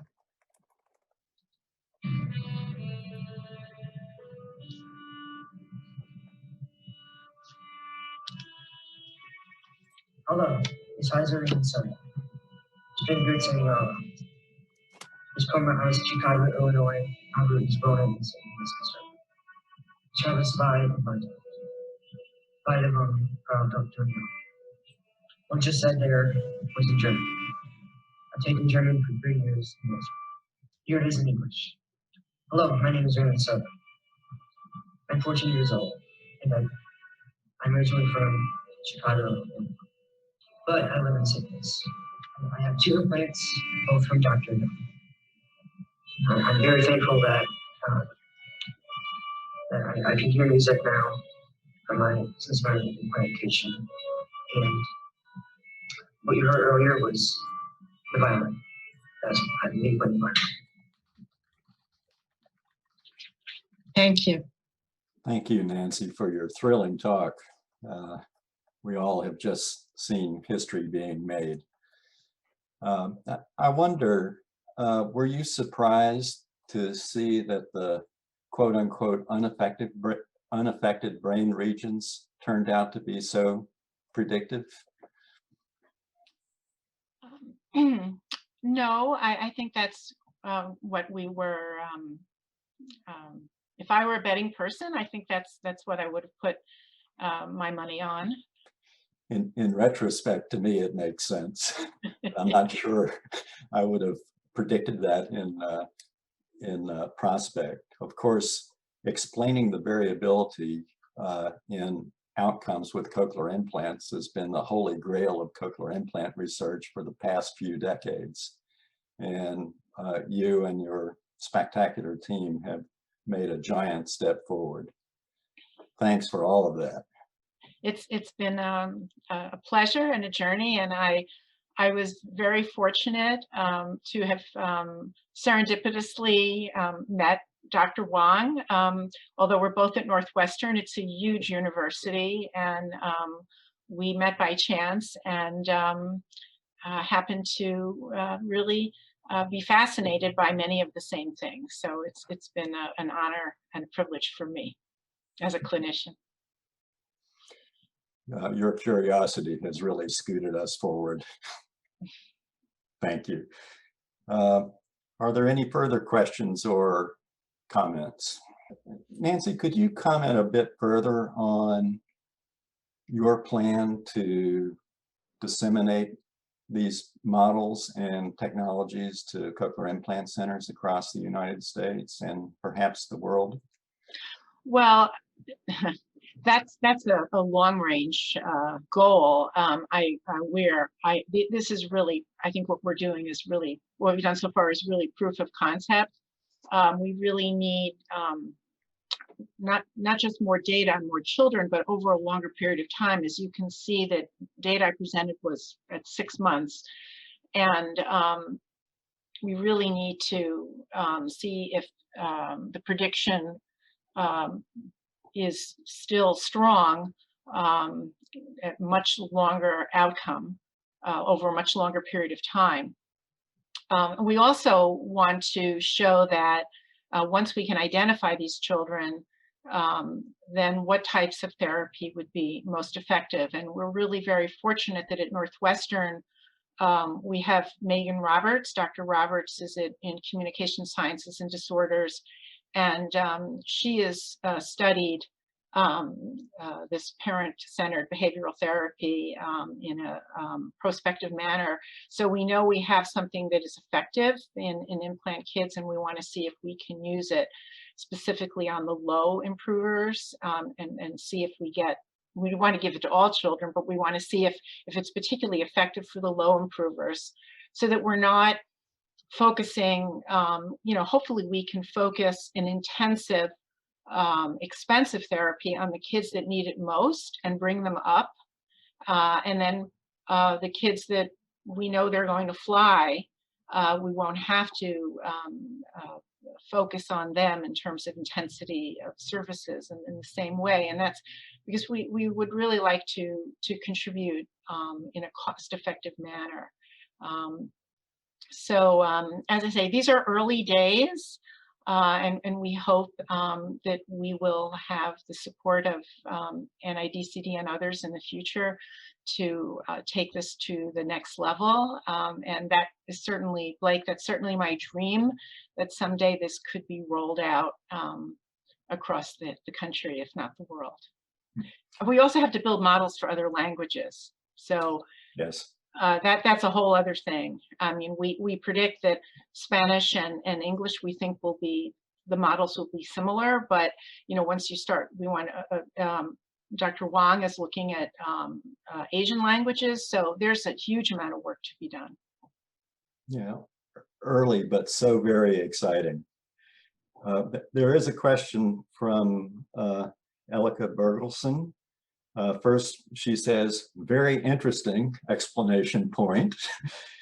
And the question is, I'm wondering about what factors you think will work out differently or prove critical in the short term versus the long term. And she defines the long term as 5 years out versus the long-term predictability your team is working on.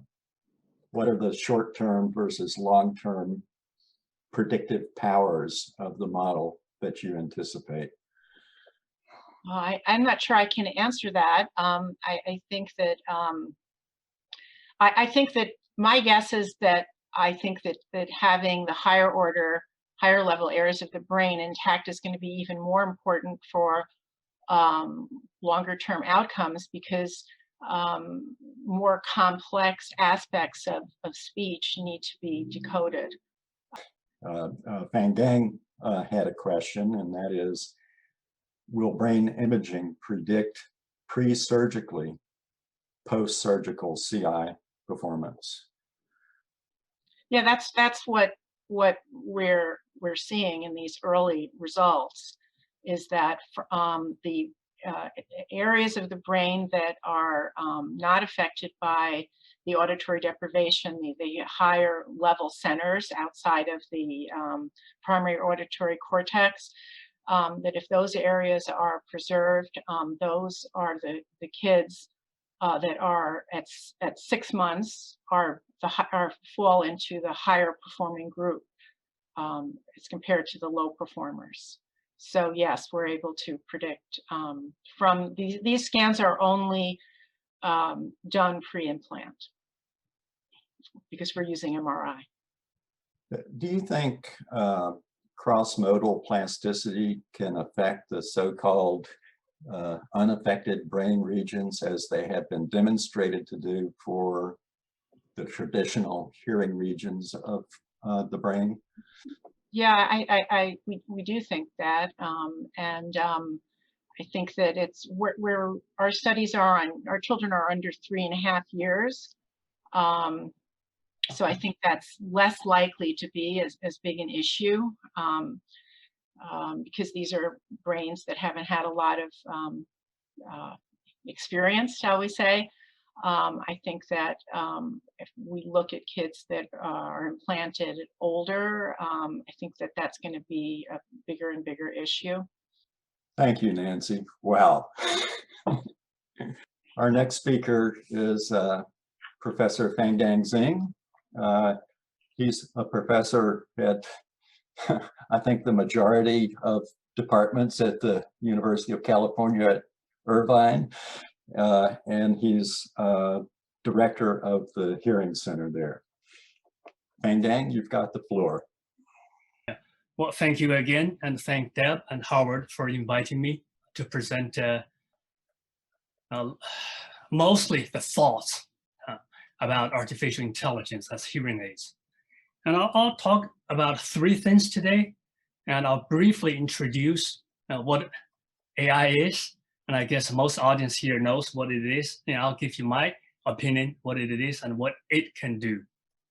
And I'll spend most of my time talking about the applications or potential applications of AI to hearing aids. And then I'll talk about challenges and opportunities. Well, if we think of what AI is, well, it's different from the traditional machines that enhance our physical power. Artificial intelligence, or AI, improves our brain power. And I think that's the huge difference. And I think similar to the invention of computer and internet, AI will change our life if it has not changed.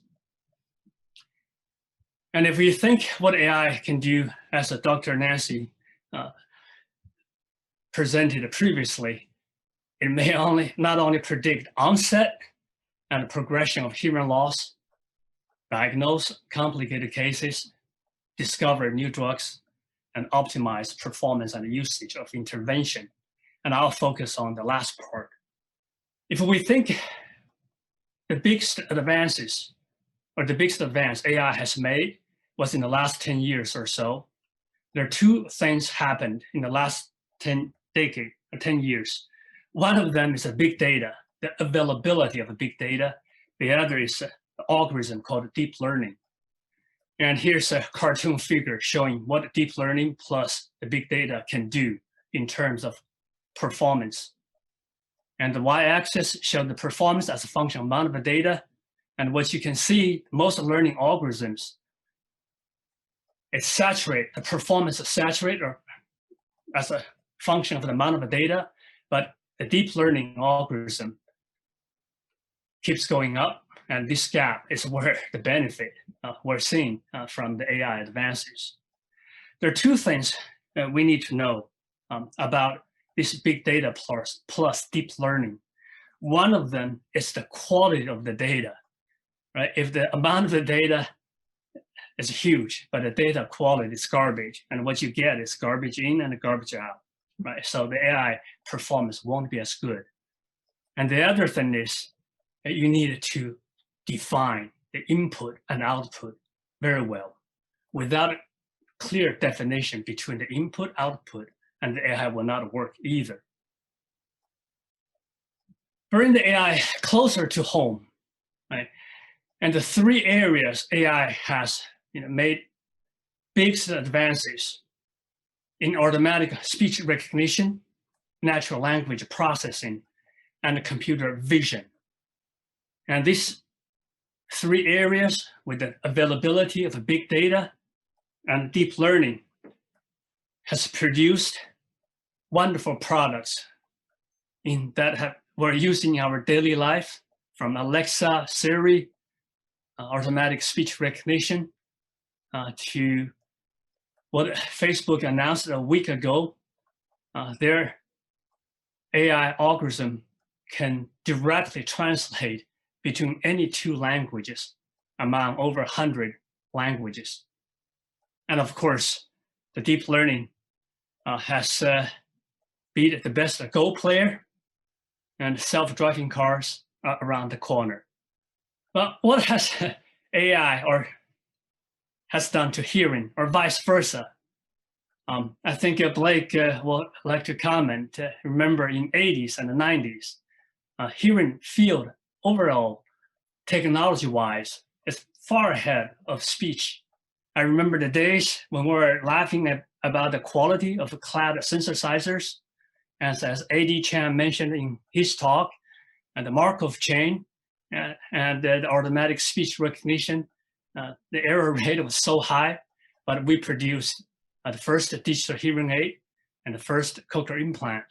That helped millions of hearing impaired people restore partially their hearing. Unfortunately, in the last 10 years, hearing has lagged behind. By that, I mean two things. Number one, hearing overall, if you look at where the role the hearing has played in this AI business, not much, right? It's mostly serving as kind of a front-end processing to the automatic speech recognition or language processing. Didn't do much. Given the anatomy and structure of hearing system, right, the AI hasn't contributed much to the development of AI algorithms.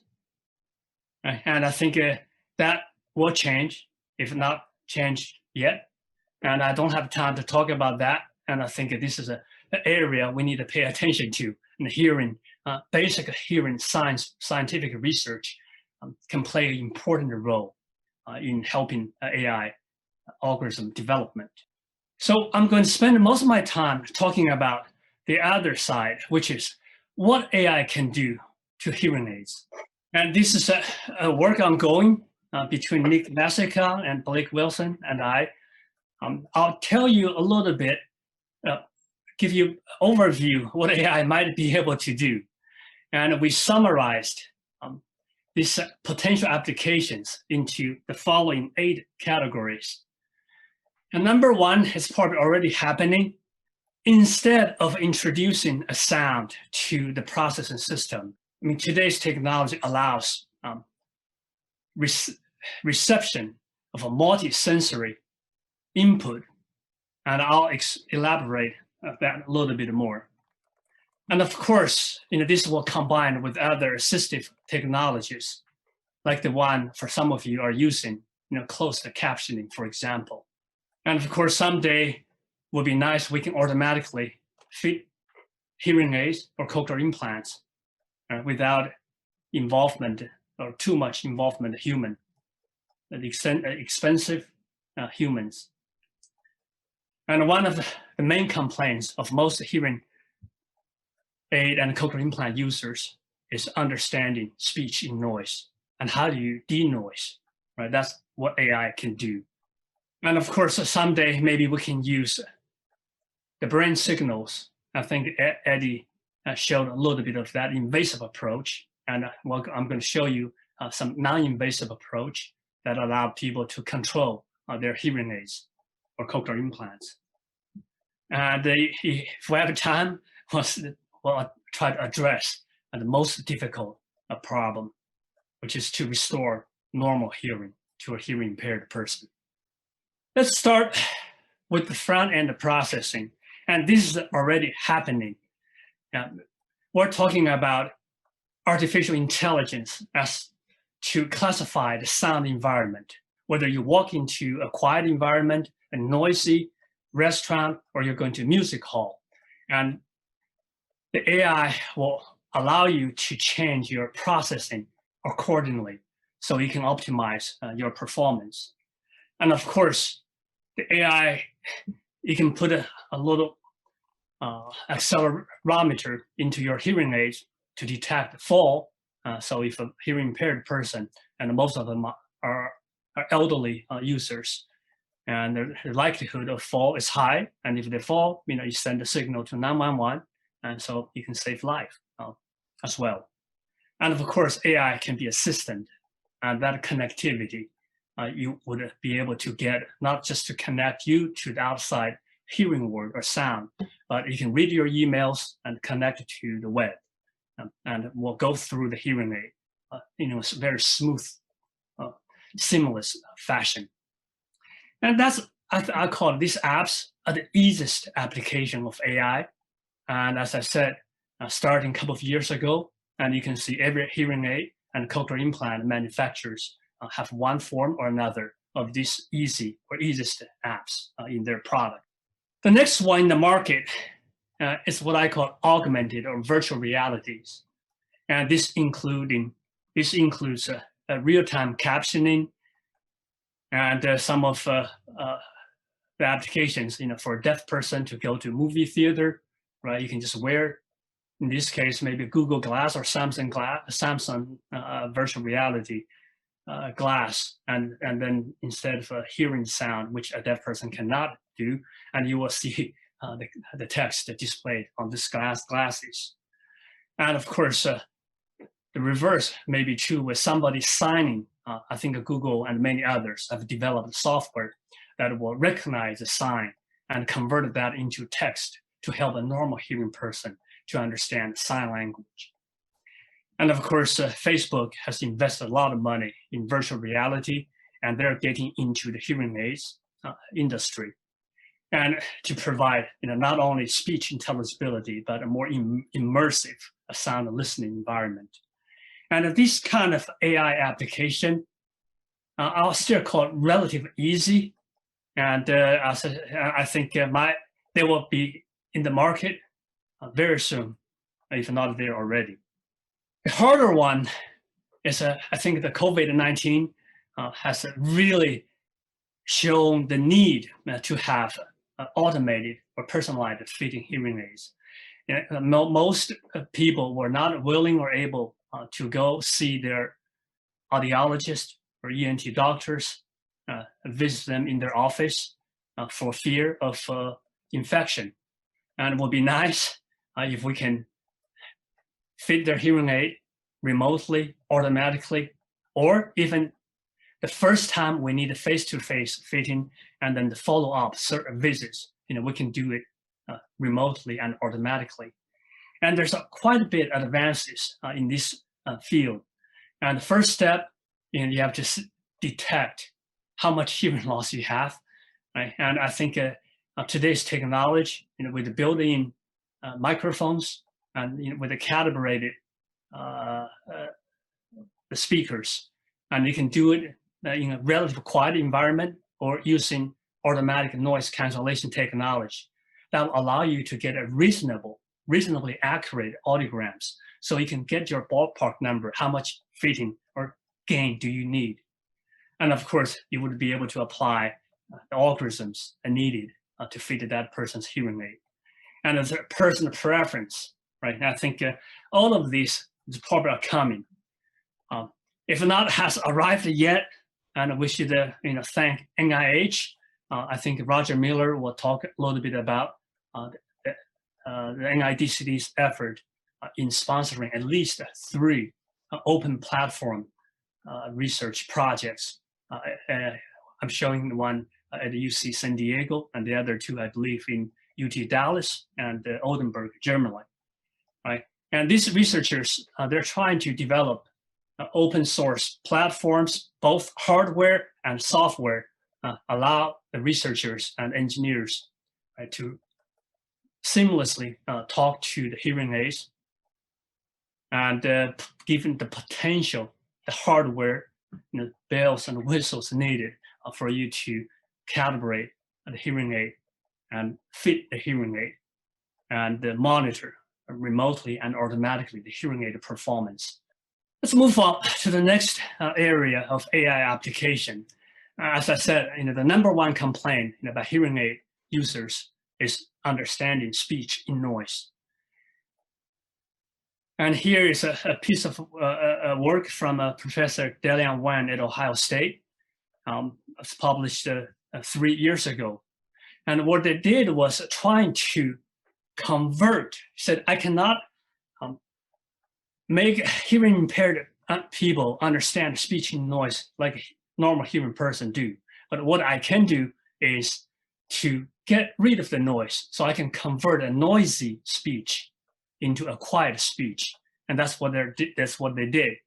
And what it shows here is they get a speech, and this little pre-processing I was talking about, that's our hearing contribution to AI. That's about it.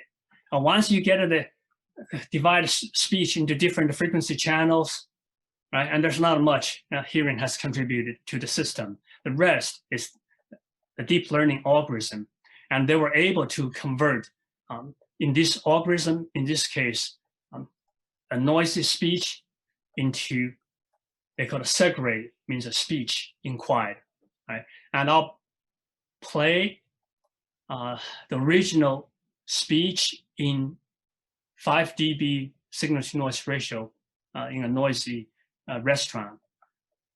If you're normal hearing, you should be able to understand 80 and 90%. If you're hearing impaired, maybe 20% or less. I hope this works. Let's give it a try. Be sure to set the lamp firmly in the hole. Now, with this AI or deep learning denoising algorithm, and you will hear the sound without background noise. Be sure to set the lamp firmly in the hole. Well, you can hear compare with the original. There's some distortions. Be sure to set the lamp firmly in the hole. Right. The most important thing is, of course, what I explained.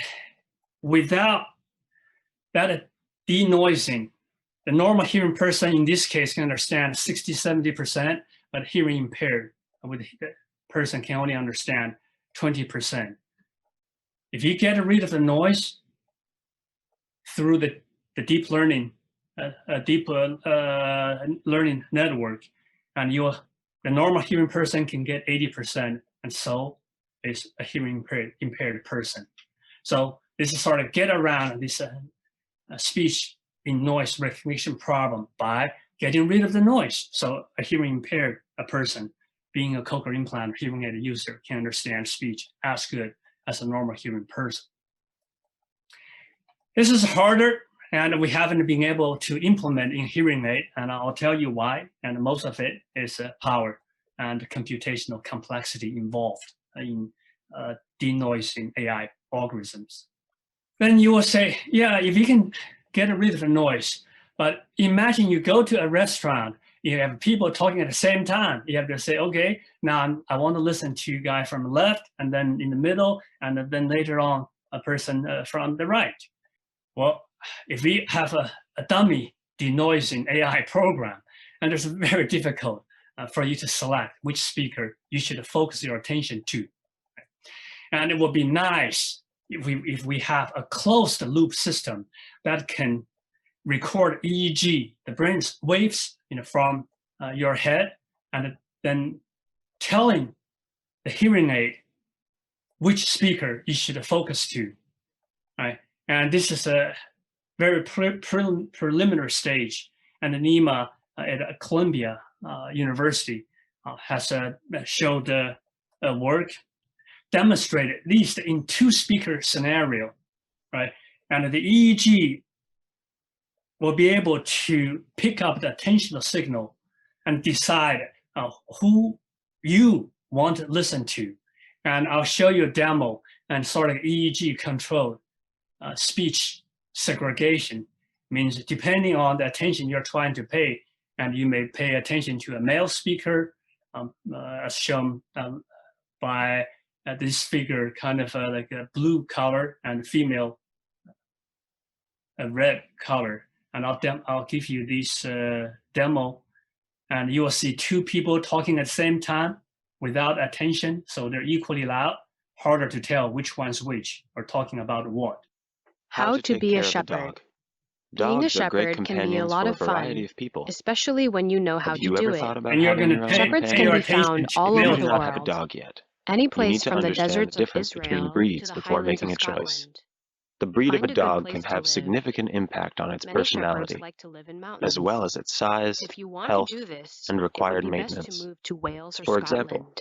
Sweet. If you long-haired want to live in breeds, the United like States, collies, move may to be Idaho beautiful, or but they Wyoming. require frequent Buy brushing. a sheepdog. If you do not have time Some to devote to sheepdogs are better weekly than or even others. daily maintenance, You would do you may best to need look on a choose a dog different market breed. online or see The if you can American find a breeder. Eskimo is Well, someday, if we can put this thing together, not only do we have the algorithm that can separate noise and speech into different streams, but also we can record the brainwave signals from the person of which stream or speaker this person is trying to pay attention to.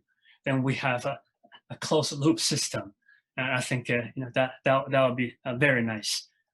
Probably solve the so-called cocktail party problem. So the third part of talking about the challenges and opportunities, I think the biggest challenge, if we look at all this AI stuff we talk about, none of them has solved the problem. The problem is neither current hearing aids nor cochlear implants have actually restored a normal hearing. And there's a couple of papers, and I'll show you one by Nick Leska and one by myself, and one about hearing aid, the other about cochlear implants. And there's maybe a new approach, and Nick Leska presented in his Trends in Neuroscience paper. And I'll use his slide to explain what AI might be able to do 5 to 10 years down the road. And what show here, what he called a sound goes to a normal ear, and you have a pattern of neuron activities. In this case, neurons from different fibers and they generate different spikes. And this neuron pattern you can access from animal physiology relatively accurately. Right? If a person has a damaged ear, most likely that's happened in the cochlea, damaged hair cells, synapses, etc. And the neural activities will be abnormal or distorted, different from the normal neural activities. The current hearing aids, they just make sound a little bit louder. This is a waveform here, make it louder. So what you get, well, maybe it's amplified version of these neural activities, and they're very similar to the damaged one, and still make the speech recognition difficult, right? That's why that approach may not work. So Nick said, maybe we can do a reverse engineering approach. Is there any way we can manipulate the sound so that the output, because this is I know what output I want, right? I can change the input so that for the distorted hello, but I can make by changing the input, I make the output, the neuron patterns, almost the same as the normal pattern. Now, if we can do that using this reverse engineering or learning approach, right, by changing the input, we can match the normal output. This way, you can say, I restored a normal hearing. And theoretically, I think Blake has advocated for this approach. Maybe we can change. This is a different philosophy. The cochlear implant, if we do this, it's not trying to replicate the sound process in the ear. We actually try to manipulate the acoustic or electrical stimulation pattern so that the goal is to match the normal neuron patterns. Right? And this way, we can say that, yeah, we restored normal hearing. And I think this is the biggest challenge, and AI may really help us to achieve that goal. But even before we say achieve the ultimate goal of restoring normal hearing, there's a lot of technological obstacles we have to overcome so that we can implement these AI algorithms or devices in the real world. And one of them is power consumption. And we said, yay, the AlphaGo beat the best Go player in the world. And if you look at what is behind that AlphaGo machine, That's over 1,000 CPUs, 200 GPUs, and 100 scientists behind it. And if you look at the power consumption of that, it's probably 1 million watts compared with the guy drinking coffee by himself, right? And that's 20 watts, right? But if you want to make a reasonable hearing aid, people will wear without changing the battery for about a week to for several days to a week. And most power, this hearing aid today, we're talking about 1 milliwatts. So to introduce denoising or this cognitive control or restore normal hearing AI algorithms, and how do we reduce the power, right? From 1 million to 1 milliwatts. This is a huge challenge. And I think we'll let the hardware and the chip guys to worry about that. The other thing is a lot of this AI processing right now is in the cloud, right? And imagine, I'm hearing aid and I walk into area, I don't have any connection to the cloud. And all of a sudden, and I wouldn't be able to understand a person right in front of me. And that's renders this AI processing useless. So the local processing and also related to the power issue. That's how do we solve that problem? So that and the algorithms we implemented will be able to be processed in a local chip in a low power fashion. The third one, very unique to hearing, is the time. Right? You want it always on. You want the sound processing in real time. If you want to allow the hearing aid to function in the real world situations. And this shows a picture of the perceived effect as a function of a delay. We're talking about milliseconds, from 0 to 150 milliseconds.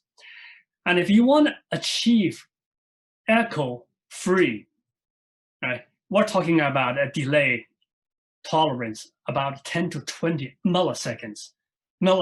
It means you got to do all this processing within 10 to 20 milliseconds. If you go beyond that, and you got a lot of issues, from the quality change in sound to there's a disconnection between audio and the visual input to something we heard about. If you delay it even further, over 200 milliseconds, you make yourself stutter. Right? You cannot really tolerate that. So how do we achieve and convert the cloud processing from seconds to milliseconds or tens of milliseconds? That requires a lot of technology advances in both hardware and software. And I'll also like to point out there's also innovation trap.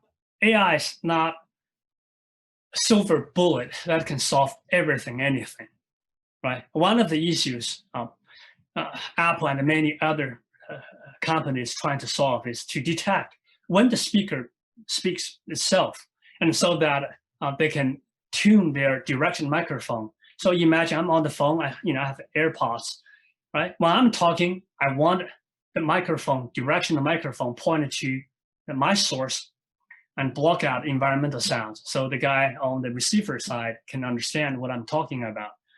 Then if I'm not talking, and then you want the direction microphone to listen to the sound nearby, pick up the environmental sounds. And people tried a deep learning approach, and very hard.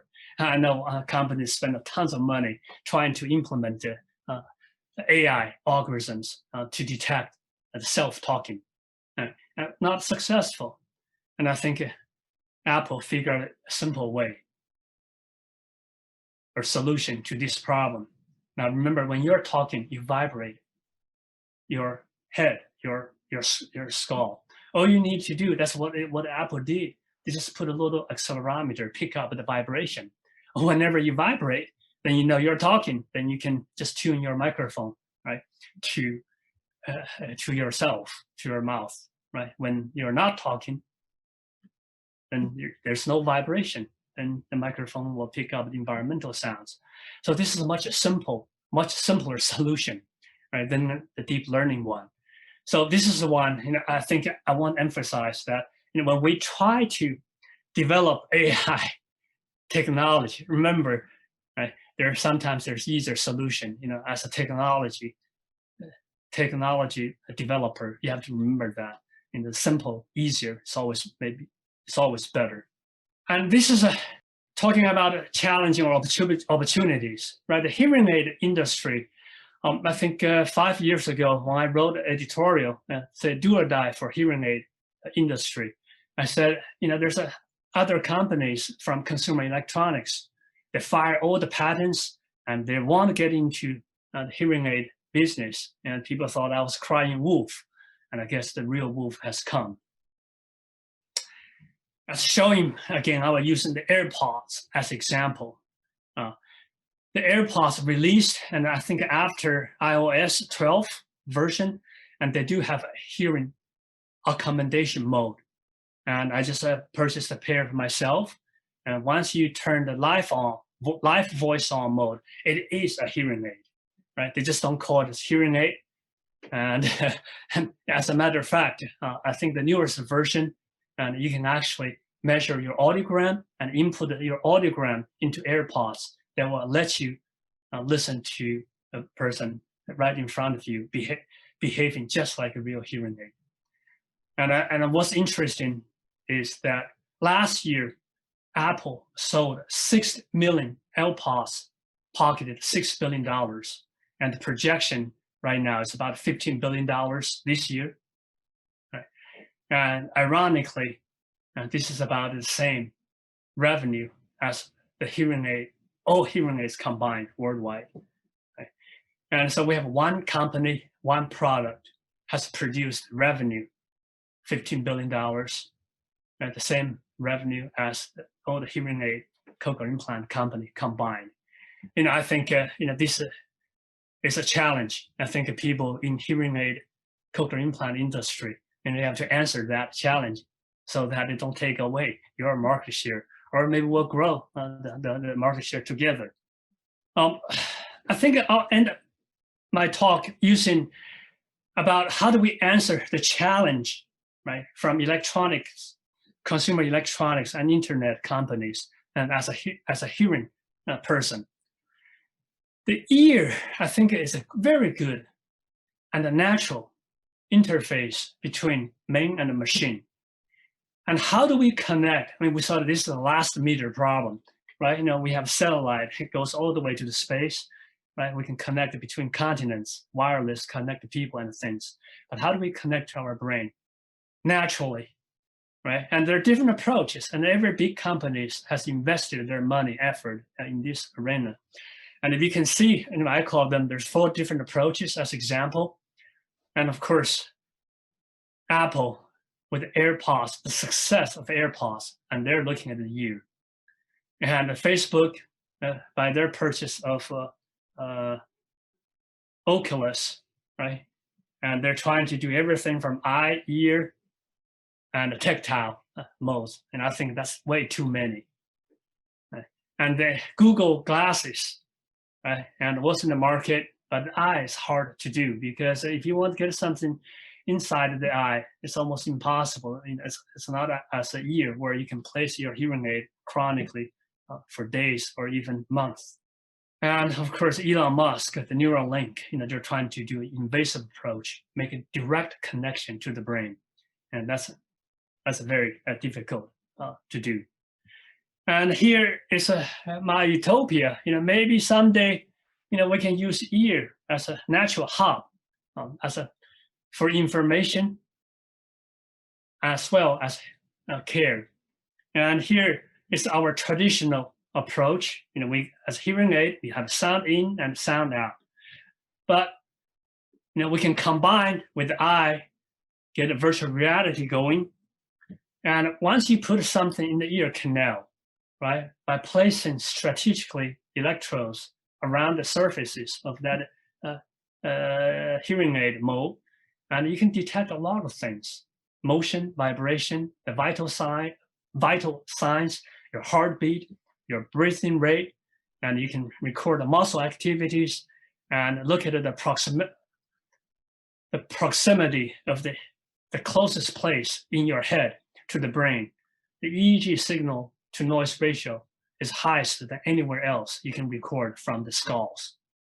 And the ear canal is also rich with the nerve endings, right? And we can deliver a lot of stimulations, mechanical, chemical, electrical. Not only can we stimulate the hearing nerve, and we can stimulate the visual nerve as well, and we can actually stimulate the vagus nerve, right, which will help us change our mood, right? So maybe listen to music, happy music making me happy, and sad music making me sadder. And all of this, we can do a closed loop connection, and this control will be very powerful, right? And not only can let us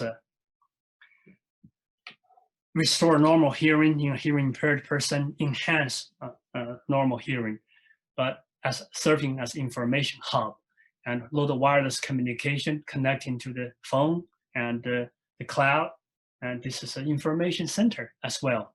And better yet, if we can using the cochlear potentials and as a body battery, we don't need to ever change the battery, and it will be self-powered system. So I think that just to summarize, I think AI is truly a technological revolution, and that's also opportunity for hearing aid. So you don't want to get beaten up by the other companies. I think what we can do, I think the number one, a year is a really good place for us to develop a man-machine interface. Not only can we improve performance, right, in hearing impaired, but we also enhance performance even for normal hearing people. If we can do that, a lot of things we talk about, worry about, they're not problems anymore. Access, not a problem, because with this mass scale of production, right, and the cost will be reasonable. And there won't be any social stigma. Everybody is using a device, a ear device. So whether you're hearing impaired or you're normal hearing, right, everybody will have the same thing. And there's no social stigma. So I think the future is very bright. And I'll stop here and take questions if I have time, Blake. We have time for a couple of questions, and thank you for your wonderful and inspiring talk. Wow. Before the questions, I should read Feinberg's full roster of positions: Professor of Otolaryngology, Anatomy and Neurobiology, Biomedical Engineering, and Cognitive Sciences, and also the Director of the Center for Hearing Research at the University of California at Irvine. Wow, number 2. That means I will attend a lot of meetings, that's all. In listening to your demonstrations, it occurred to me that I would love to have, as a relatively normal hearing person, the advantages of this AI processing for denoising and attending to particular voices in a cacophony of voices. And I expect many people would feel the same way if they could use their smartphone for these applications. Then the market would grow many fold, cost would come down, performance would go up, cosmesis would go up. So it's not just hearing impaired persons or persons with hearing loss who might benefit from these technologies, but everyone. And that would, of course, have a salutary effect on the stigma associated with use of present-day hearing aids. So all of this to me is so very exciting. Nick Lessica had a question for you, and that is, have the cognitive control experiments been tried with hearing impaired listeners? Presumably people with speech and noise problems have weaker signatures of attention in their brain activity. Otherwise, they would not have such problems. Is there enough of a signature there to be useful? I don't know. That's a very good question, Nick. I think it's always a step one. You try the normals, and then you change it. You move to the hearing impaired. There might be also opportunity that hearing impaired listeners may have higher attentional gain, and the signal may be stronger. I mean, I said there's such a possibility as well, and I don't know the answer. I've got another question for you. You emphasized the privileged site of the ear and the ear canal for measuring multiple physiologic signals and perhaps indicating the health or an impending fall by the user. This is the so-called Internet of Things. And I was wondering, would monitoring the EEG from the ear canal be as effective as wearing the full cap of electrodes you see in normal EEG recordings? Depending on the area of brain actions you want to measure from, right? I mean, if you look at your head, and if you put electrode inside ear canal, the temporal lobe or auditory related, and those signals from those brain areas, because of the geometric proximity, right, you'll get higher signal to noise ratio. I guess somewhere from front lobe or back, you're a little bit further away, so your signal will be a little bit weaker. I think really depending on, I think the distance is the key, right? The most important factor. The closer between the recording side and the activation side, or the better signal to noise ratio. So it really depends on where you are. But you think of the ear, they're really inside compared with the scalp-based electrodes. If we were thinking about deep brain stimulation, and that's a direction we're trying to go, I think ear canal stimulation beats everything from the scalp, right? If you want to talking about deep brain stimulation, and there's a lot of applications for deep brain stimulation, as we know of. Thank you. The next question is from Doug Hartley. And first off, he says, fantastic talk. And I second that, of course.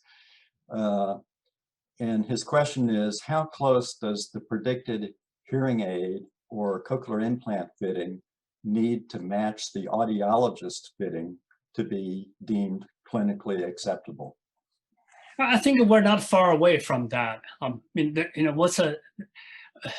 Most audiologists,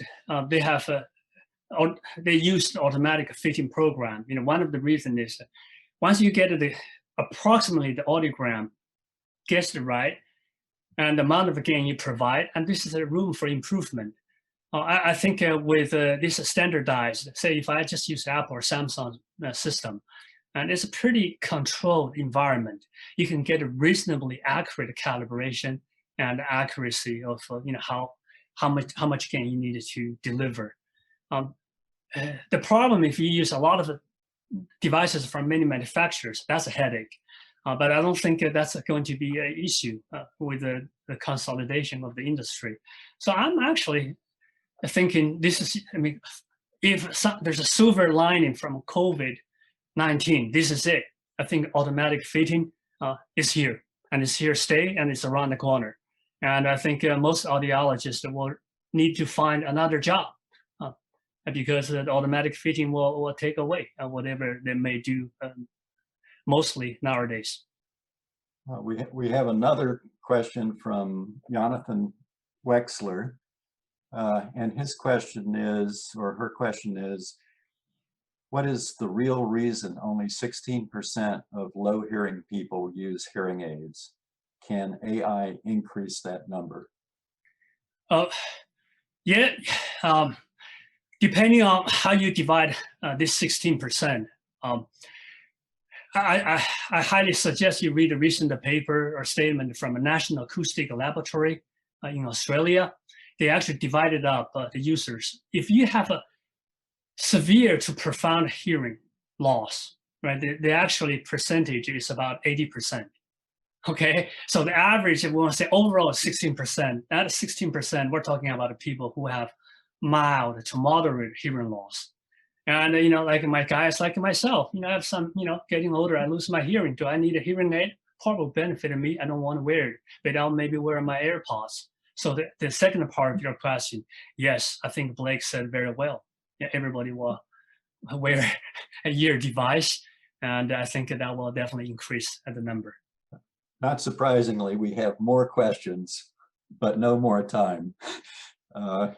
So please forward your questions to Fan Gang, and maybe Fan Gang, if you'll read the chat, you might be able to respond to some of these additional and equally wonderful questions.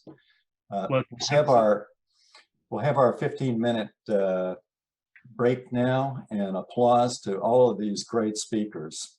Wow. So please return in 15 minutes, and thank you again, Fan Gang. Great. Well, welcome back, everybody, to the second session of this really extraordinary workshop on harnessing the power of AI in otolaryngology and the communication sciences. My name is Geoff Ginsburg, and I'm the director of MEDx, a program that brings engineers and clinician scientists together to solve hard problems. And today's program is a great example of innovation at the interface of medicine and engineering. I really want to congratulate Drs. Francis, Dawson, Wilson, and Tucci for putting together a really spectacular series of sessions. The first speaker in this session is Dr. Roger Miller from the National Institute of Deafness and Other Communication Disorders. He'll be speaking on NIDCD support to advance machine learning in otolaryngology and the communication sciences. I want to remind everyone to mute their mics and put your questions in the chat. And now I'll turn it over to Dr. Miller. Hello, my name is Roger Miller, and I'm a program officer at the National Institute on Deafness and Other Communication Disorders. I'd like to start my talk by thanking the organizers for this opportunity to present, and note that I'm certain that the earlier presentations have whet everyone's appetite for the use of machine learning to derive insights from the copious amounts of data derived from the research. In my talk, I'd like to give an overview of the different funding opportunities we have available at the NIDCD to support this approach for otolaryngology and the communication sciences. I have to begin with the typical disclaimer that these opinions are my own and do not reflect the view of the National Institutes of Health, the Department of Health and Human Services, or the U.S. government. This is a rapidly moving field and best practices are still evolving, so please take my comments as a snapshot in time on how to bring machine learning approaches to your research with support from NIDCD. I'd like to illustrate the promise of machine learning algorithms through a brief summary of the development and achievements of AlphaGo, a deep neural network that was able to beat Lee Sedol, an 18-time world champion in the game of Go. I'll gloss over many of the specifics in order to keep this overview brief, and the full story is available in the Nature paper referenced in the bottom right of this slide. Go is an ancient Chinese board game played on a 19 by 19 grid, and one example of play is illustrated in the upper right of this slide. The aim for each of the two players is to occupy more territory with their markers, black stones versus white. The quality of play can be quantified by an ELO rating, and this is important because it provides an objective measure of the quality of play as the machine learns to play the game over time. This is used on the vertical axis of the plot shown below the board game, which illustrates the quality of play as a deep neural network was trained two different ways. The plot shown in red notes an increasing level of play when the training is based on supervised learning. This requires copious amounts of high-quality play recorded by human expert players. Performance noted by the red line starts off strong, and as the network is trained with more data, its performance improves to a plateau. An alternate approach is to have the algorithm evolve by playing against itself. This is shown by the blue line. At the beginning, the network knows nothing about the game of Go, and it evolves by simply playing against itself, without using prior knowledge from human experts. The remarkable result is that after 20 hours of training, reinforcement learning was able to exceed the level of play achieved by supervised learning. In the competition, AlphaGo won 4 of the 5 games. Commentators noted that AlphaGo played many unprecedented, creative, and even beautiful moves. Analysis of the moves made by the AI led to novel strategies that were then mimicked by human players. This is an amazing result given the fact that human experts have devoted centuries worth of thought hoping to devise new strategies for the game. It illustrates the vision for machine learning and why we're interested in advancing use of these analytic techniques in otolaryngology. First, they can be used to make an expert system that is widely available and provides insights based on copious amounts of training data, as illustrated by the supervisory learning example. This requires substantial amounts of data that have been labeled by human experts for supervised learning, or perhaps just copious amounts of data that are assessed by unsupervised learning algorithms. If the performance of the trained network is sufficient, it can be the basis of an expert system that's baked into a diagnostic system that reliably assesses medical data without ever becoming fatigued. Secondly, we can hope to use machine learning methods to obtain superior predictions, as illustrated by the higher asymptote for the blue curve when compared to the red. Is it possible to use machine learning techniques that are trained for days, even weeks, and then gain novel insights that are beautiful and unprecedented for otolaryngology? We all hope the answer is yes, and want to know what NIH is doing to realize that vision. In truth, research and development of machine learning algorithms have been supported by NIH for decades. A focused trans-NIH effort to derive better insights from large troves of data was initiated by the Office of the Director's Big Data to Knowledge effort in 2013. One of the principal outcomes was a common appreciation for the FAIR principles of data science. If data is to be widely shared, it must be findable, accessible, interoperable, and reusable. Now that concept is morphing into the expectation that FAIR data will be machine readable and thus usable in AI efforts. This was followed by the NIH Data Commons pilot, which supported a few pilot data repositories. You can get the details at the second hyperlink in the left-hand column about this effort. I'm glad to report that all these efforts are now under the umbrella of the Office of Data Science Strategy, ODSS. If you're interested in data science and machine learning, it's important to track developments reported on that website to follow evolution of data science at NIH. But why am I focusing on data science when this is a talk about machine learning? Well, that's because the current state of the art for machine learning and biomedical research is driven by widely shared, high-quality data, just as illustrated in the AlphaGo supervised learning story.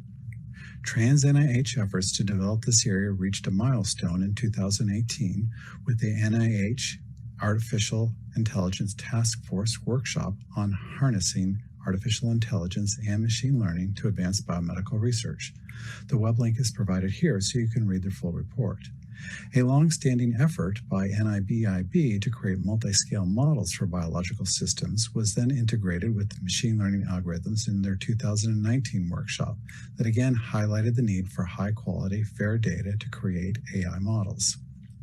Finally, these efforts have culminated here at NIH in the ABLE initiatives, which represents a framework of upcoming funding opportunities to launch widespread adoption of next-generation artificial intelligence techniques. Before we get to the next generation of machine learning, let's take a quick look at the current set of data science and machine learning grant awards already made by NIDCD. This is made easy by using the RCDC portfolio analysis tool that's available on the web. Again, hyperlinks in the lower right-hand corner of this slide. There are two categories, one for data science, the other for machine learning and for artificial intelligence. You can see no numbers are available for 2016 through 18. That's because these categories weren't run on those data sets. They were just created for 2019, but they will be available going onward. You can see the numbers are set actual for 2019, and there's a hyperlink underneath those numbers. If you click on that hyperlink, you'll actually be able to see the list of grant awards, sort out the ones by NIDCD, and if you click on the individual awards, you can get a high level of detail.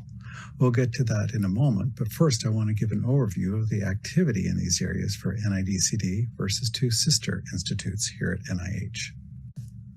In this slide, I've shown the data science category in the left panel, machine learning and artificial intelligence on the right panel. There are three different colors of bar charts indicating the number of awards active in 2019 for NIBIB in the cyan, National Eye Institute in the dark blue, and NIDCD in the green. Looking over on the data science category in the first column, F, T's, and K's, you can see the number of training awards made by all the different institutes in the area of data science. You can see NIDC doesn't have an award in that category. In fact, the only green bar in the area of data science is under the category of other. This is a sub-project in a larger award where the focus was on data science. You can see in the R21 category for data science, there's one award at the NEI indicating that an established investigator is working to bring that area into their research domain with relatively little preliminary data. Looking in the R01 category, you can see that NIBIB has a number of R01s focused on this area. NIBIB also is supporting a number of sub-projects on larger awards in the area of data science. So overall, the story here is that for data science, NIDCD could stand to have more investigators working in this field. NIDCD does much better in the category of machine learning and artificial intelligence. You can see there's a number of green bars in each one of the areas. You see in the FTs and Ks, we have trainees working in this area to bring it to our mission areas. You can see R01s. We have a fair number, 16 R01s, which include this as one of the topics within their established research program. See, under the category of other, there's a number of NIDCD awards, meaning there are sub-projects including machine learning. And finally, in the machine learning, we finally have some awards to small businesses. And this is where small businesses are working to commercialize and develop a novel new product, and they're using machine learning in that product development cycle. You see, NIDCD has a number of awards along with NIBIB and NEI. A substantial amount of information is available for each grant award through the hyperlink provided in Project Reporter, and this information is illustrated here. The abstract is provided along with the public health relevance. This will give the reader a good understanding of the research topics that are well regarded by the NIH peer review system. This abstract shows that machine learning was just a part of a rigorous and reproducible analysis of the data. Somewhere in the application, we can assume that the PI made the details of the analysis clear and described an appropriate source of data to drive that analysis. Finally, the most insightful pieces of information are provided in the lower right-hand corner, and I've got that highlighted by the red box. It shows the FOA used to submit the application. In this case, it was 1302, and this is the Omnibus Funding Opportunity Announcement.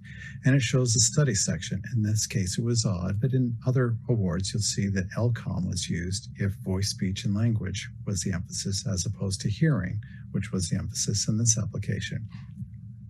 This illustrates a story which is generally true. The Omnibus Funding Opportunity is used to allow investigator-initiated research to be submitted by review at a standing CSR study section.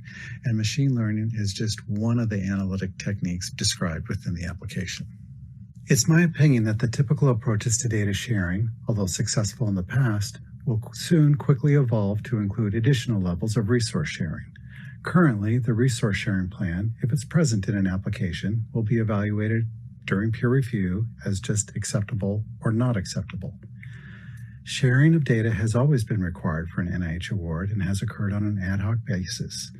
The first hyperlink in this slide goes to a digital copy of an NIH brochure published in 2004 that notes that data should be shared at about the same time as the main research findings are published.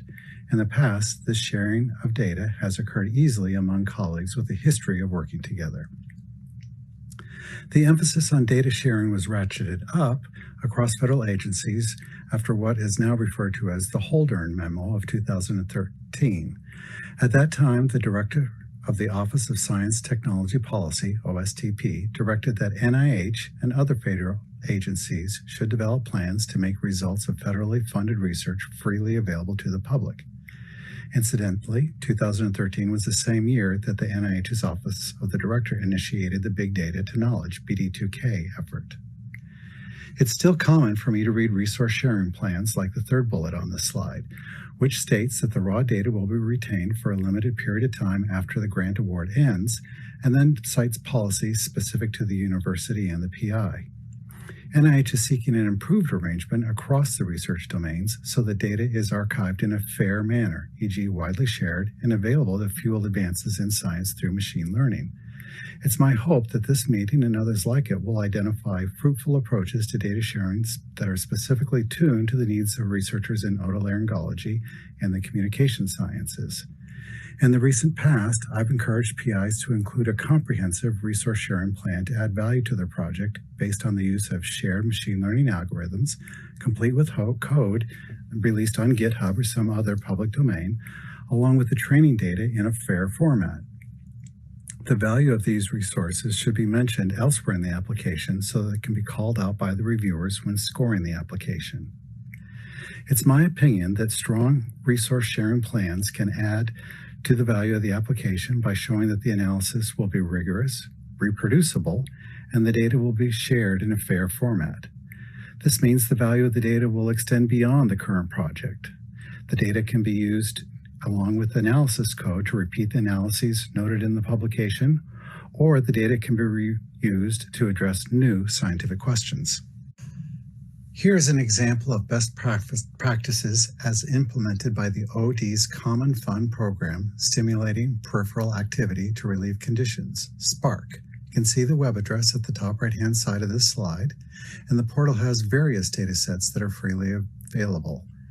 A digital object identifier, a DOI, is shown over in the hyperlink on the left-hand corner, that first purple line, and it's been created for this data set, making it findable. The DOI is unique and it's a persistent identifier.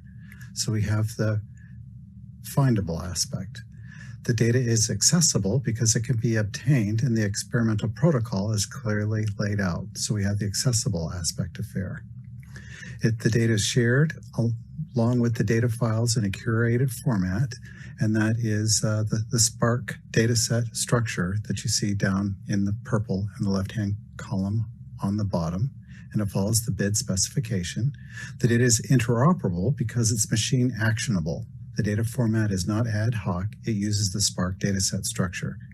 It's reusable because it can be integrated like with other data sources.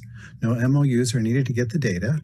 On the right-hand side, you can see that there is a link to get the data set and to cite the data set. So someone can simply select, get the data, download, reuse the data. Hopefully this meeting will move us forward as a community to reach this level of resource sharing for otolaryngology and communication scientists. So I invite everyone to go and look at this as an example of best practices, but it doesn't mean that that's how we have to do it. We need to find out what works best for our community. Now that we've stepped through the elements of a FAIR data set and illustrated those principles, I'll present some funding opportunities to consider to help our research community reach this goal. My last 3 slides will focus on funding opportunity announcements to consider for your future applications. The first FOA is an opportunity that's now closed. This was issued by the OD, so it's a notice from the OD-20-073, and the link is there for you to go in and read about it. It's closed. It ran from March 3 to May 15, 2020, but sometimes administrative supplements come back, and they can also be used in your current applications to illustrate the value of your approach by referencing a past FOA. The goal of this FOA was to invest in research software tools with recognized value and bring those into the cloud. It was also to make high-value data sets fair and to support collaborations between biomedical scientists and software engineers. And you'll see this over and over in these next 3 slides. NIH is trying to enable collaborations between experts in the biomedical field and the people that can bring these machine learning and data-centric algorithms to bear on those biomedical problems. And the last bullet points to a new direction, the NIH STRIDES program, along with the hyperlink.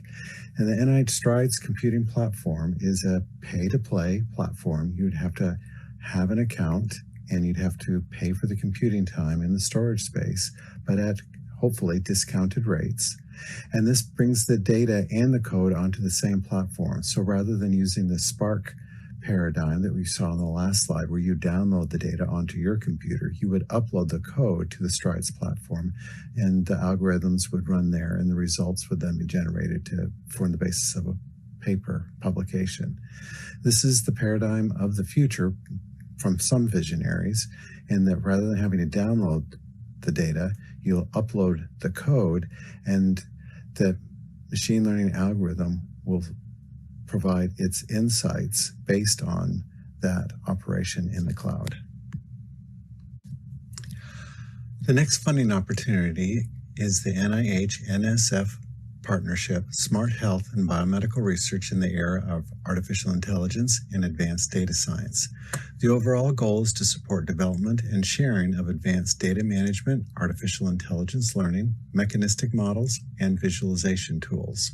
You can see a number of different topic areas in the 6 boxes on the right-hand side of the slide. And the overall goal is to recruit new investigators with expertise in data science and computer engineering into our area of biomedical research. The concept clearance discussion was covered at the NIH Council of Councils held in September 2020. The link for the video cast is shown there, and you can go to the 1 hour 20 mark to see the discussion.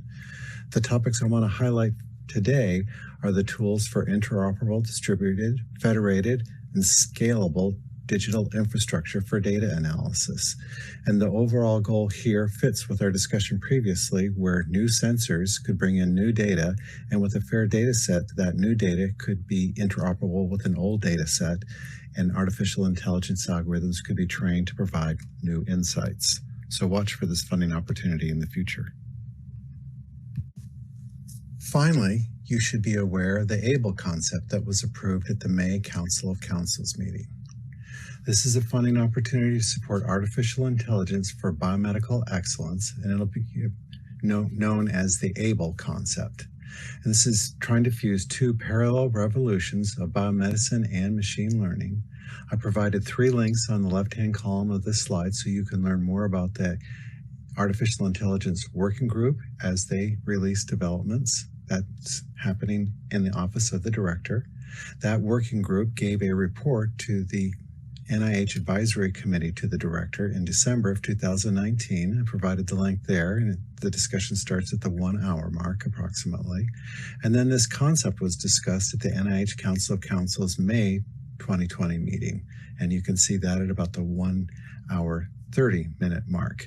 I've grabbed a slide from that concept clearance discussion, and you can see that there are 5 different areas here in the initiative, and a number of them are due to start, and the middle column shows in the notes that they're due to start in a year. So release this funding opportunity is imminent, and the core goal is to fuse 2 different areas, as shown in the 3 boxes in the upper left-hand column, of data generation, recognizing that we have more data about biology and health of individuals than ever before, and these new data analysis tools of machine learning, other forms of artificial intelligence, and cloud computing. When we bring them together, we want at NIH to have biomedical experiments that are designed for machine learning, and machine learning that's designed for those biomedical experiments. And you'll see in the draft initiative table a number of concepts that by now are familiar to you.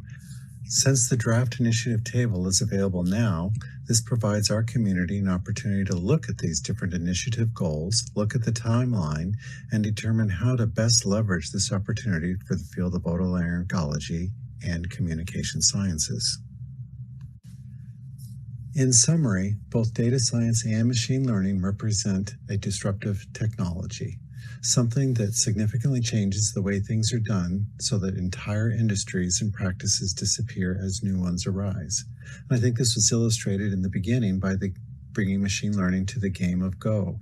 Hundreds of years of human thought had gone into evolving the best practices for playing that game, and yet machine learning was able to add to that knowledge base. NIDCD funded PIs are already employing artificial intelligence and machine learning algorithms in their current grant-funded work, and those applications have been reviewed by standing CSR panels, and that works. Fair data practices, cloud repositories, and open analysis frameworks can be added to new projects to improve the rigor, reproducibility, and reuse of algorithms and data that come from these new data projects, which are funded by NIDCD. And that's a bottom-up effort. Data scientists should continue to look for new programs from the OD and watch the datascience.nih.gov to see announcements related to those new programs. Also, be on the lookout for funding opportunities that support the ABLE research effort and the NIH NSF Smart and Connected Health FOAs. I'm hopeful that our community can use those funding opportunities to bring machine learning, artificial intelligence algorithms to bear in our field. I need to know what works for this community. And again, I want to thank the organizers of this meeting for an opportunity to present, and I look forward to the upcoming discussion. If you have ideas that you want to submit directly, please do send them to me. My email is shown at the bottom of the slide. Thank you. Thank you, Dr. Miller, for this really nice overview of directions that NIH is taking in the areas of data science, machine learning, and artificial intelligence. Please put questions in the chat. The first question that I had for you has to do with the FAIR principles, and you mentioned interoperability. Maybe can you comment on what is happening in the area of data standards for things like hearing aids and cochlear implants and other technologies related to NIDCD activities, such that there will be the optimal interoperability with these kinds of standards. Is there an industry standard or a technology standard being developed? Is NIH playing a role in that? NIDCD has not created a data repository for information specific to these areas. So we haven't really gone through an exercise of creating common data elements in that interoperability that you saw at the Spark level. So a number of different initiatives are coming out from the Office of the Director, and data science is being woven into those, baked in from the very beginning, and that's where the interoperability comes from. The problem with that is that it's asking everyone to adhere to a common standard. And we all know the whole joke that the nice thing about standards is there's so many to choose from. And we don't want to hold back the research. We want everyone to be able to go forward, especially with their own investigator-initiated projects, collecting the data that they think is most valuable, making that case to peer review and having the discussion from kind of the bottom-up approach like that. But you're right to point out that there's value for coming down from the top down and encouraging all the community to have at least some elements. And I'm hopeful that we can do both of those things at the same time, so we don't incur a lot of costs storing data somewhere that nobody really wants and slowing down their research project. And I'm hoping that as people start to employ these methods, we'll naturally evolve to a common set of what elements we're going to need to store and how we're going to store them so everyone can analyze them. And that comes along with the next level of not only sharing the data, but also sharing the analysis routines. Because if you have a data set and an analysis routine, you can reverse engineer it and make it work. And it's much easier to translate that to another program. Thanks for that. There's a question from Dr. Zeng. Whether should temporal bone banks be counted as part of data science? Given the importance of data, what areas of hearing, speech, and language data would you think are needed? Yeah, that's a great question. I'll start off with a little bit of humor, and that if only there was some way to get a machine to read a slide, right? It's analog. It's a wonderful treasure trove with so much information. So the next stage would be then to decide on how we would digitize some representation of that slide, and then where we would store it and what the format we'd use to store it. The nice thing about the temporal bone banks is right now they're an analog. A tremendous amount of information is there. As long as it doesn't degrade, we have an opportunity as a community to decide what value we place on that, how much we want to spend on digitizing, and exactly how we want to go forward with that. And that could be instructive to everyone else, because when they take their temporal bone samples and scan them, they can follow that same standard. Great question. Thanks, and here's one from Dr. Wilson. First he says, great talk, Roger, and thank you very much. Blake wonders, is guidance from the NIH to supported PIs available to help the PIs produce gold standard data in a format, volume, and quality that could be used subsequently in machine learning projects? You know, that brings to mind the old quote that the enemy of good is better. I think it's important for us to get started and let that gold standard emerge over time. And I'm very curious to know from this community where they are storing their data. So there's two ways to do this. One, like Spark is doing, where the data is available in the cloud, you download it locally.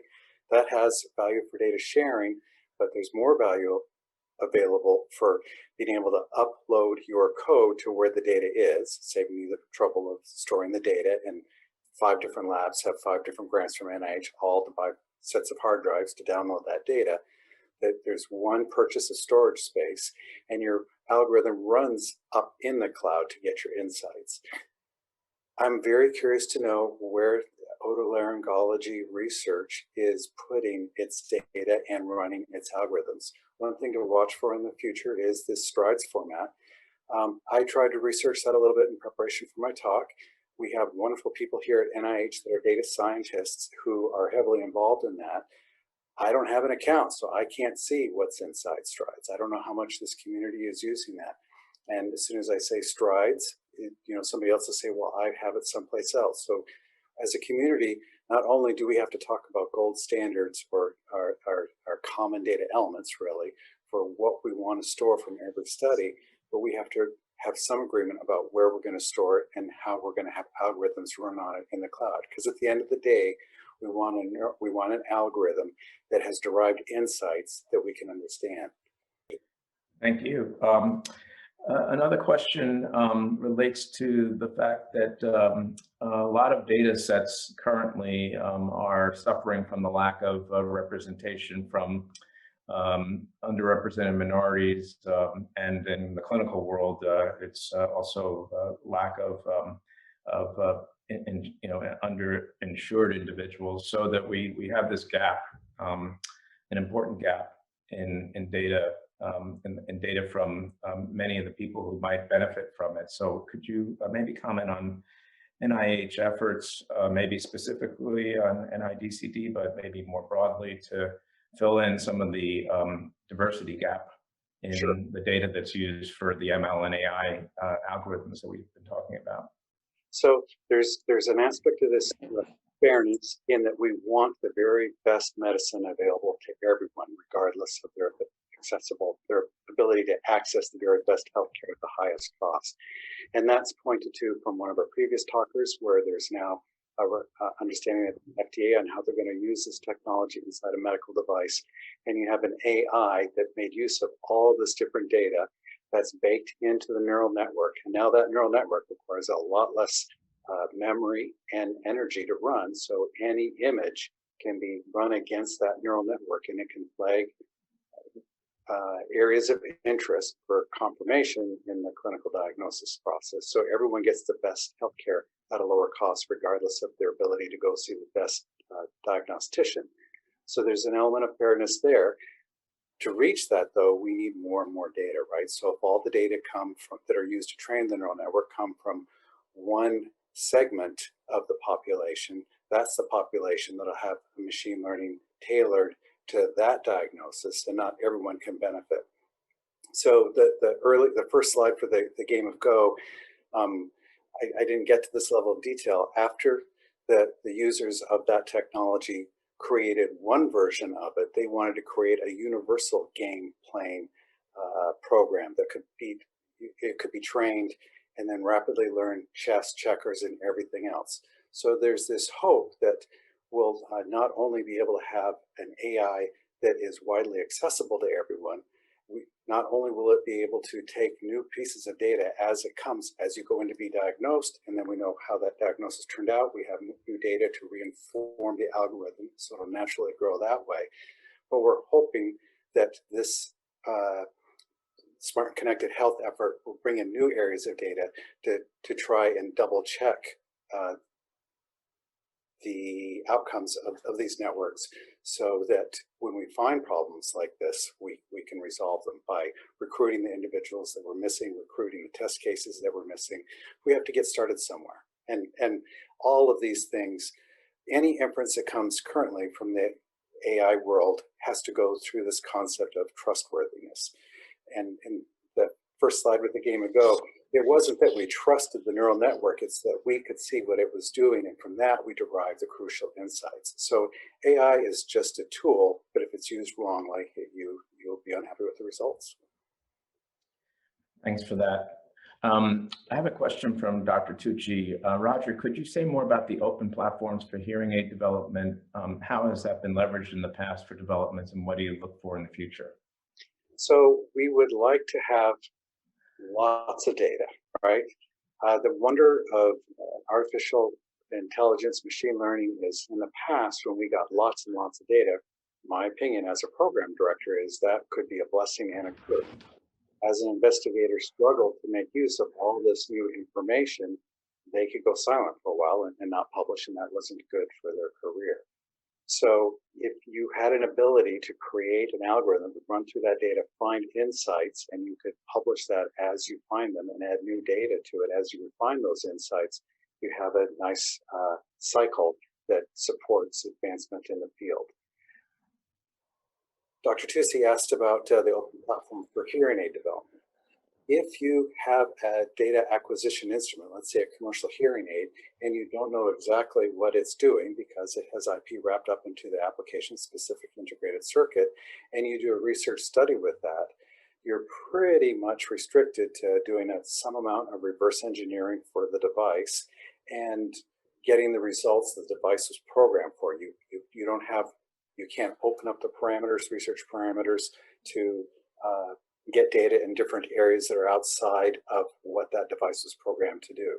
So about 10 years ago, NIDCD realized that in order to search broadly for new hearing aid processing algorithms, we needed to have research hardware, software, open hardware, open software, so investigators could understand exactly what the devices were doing and modify it in a very careful and informed way. So I'm hopeful that those platforms, now that we're almost at the end of the 5-year period, will allow researchers to look at a set processing algorithm, look at the data from that. It's gone through the same system. They understand the software and the hardware. So hopefully we can decide as a community how to store those results and start building up our data envelope. And as we recognize different areas where the artificial intelligence algorithms aren't doing well, we can get more data to inform that level of performance and see if it's really working the way we think it is without ever having to be constrained by very appropriate commercial constraints of a company that needs to put out a device next week that performs well in the marketplace if they're going to pay the engineers they have on board. Thank you. Thank you. Maybe a follow-on to that. Just any thoughts on incentivizing the end user and sharing their data, individuals that have these devices and wanting to give back to the community? Are there ways to do that and incentives that you would that you're pursuing to get them to do that? Well, we're seeing that already happen in the commercial world, where different companies that have wearable platforms that have lots of data. If you want to share that with them, you can, and that goes into their AI learning. With the Smart Connected Health Initiative, NIH as a whole is trying to create research platforms, research results from that. With our open platforms, open speech is what you can Google to find the 6 different platforms that are created with open software under that initiative. Now we have research grade systems that can provide a lot of information that can be connected with other pieces of information. What we really need next, though, is a place, common data elements that everyone's going to agree to acquire during their data acquisition cycle, and shared algorithms that can be used to analyze this data, and then everyone will know exactly, without creating a gold standard, we'll all have a de facto standard of, if you want to access the data, it's there, here's how you read it in. It's just going to be easier to store your data in that same format. And if problems arise, research communities, which do a wonderful job of mapping out where are the opportunities to strike out in a novel direction, can try that out, and if it works, publish the result and hopefully share both their code and their data. Thank you. A question from Dr. Busan. It's a long, there was a long comment in the chat, so I'll try to distill it into maybe 1 or 2 parts. The first is around bringing more data scientists into otolaryngology. He laments, if you will, that that most otolaryngology divisions are surgeons and have to be dependent on data scientists from elsewhere to get their work done. So what is NIDCD thinking about to bring more data science into the surgical world? If you have a research project that you're proposing, then I think it's nice to have that Spark data set example of how you can point out what you specifically need for your project, and that Office of the Director ODSS data supplement. You can look at that as well. You can say, this is what NIH is calling for, and by the way, that's what I've done in my application. And I think reviewers will have a common understanding of the value of those approaches, and that'll benefit your individual project. But I think what the questioner is really asking is, as a group, how do we solidly tap into data scientists to get this started? And that's why I wanted to highlight the ABLE initiatives. There's a common appreciation here at NIH that when we going forward, we need to have the data scientists involved from the very beginning. So I would watch those ABLE initiatives very carefully, and I hope to see some applications coming in from this community to tap into those resources, because it's very hard to pay for these very commercially highly valuable and sought after resources. It's going to be expensive.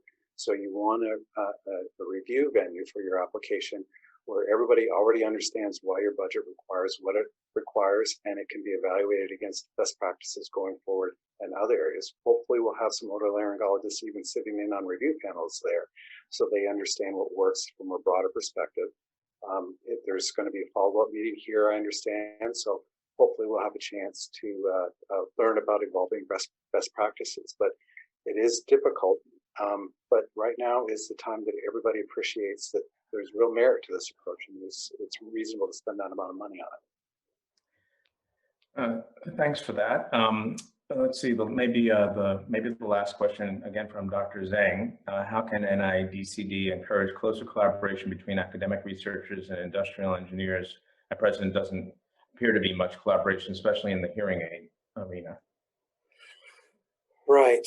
So I'm hopeful that that open source initiative will make high quality tools easily available to academics. So when an academic researcher says, I have an algorithm, I'd like to try it out, they can immediately get started, and then they can have a conversation with industry and say, here's my preliminary results.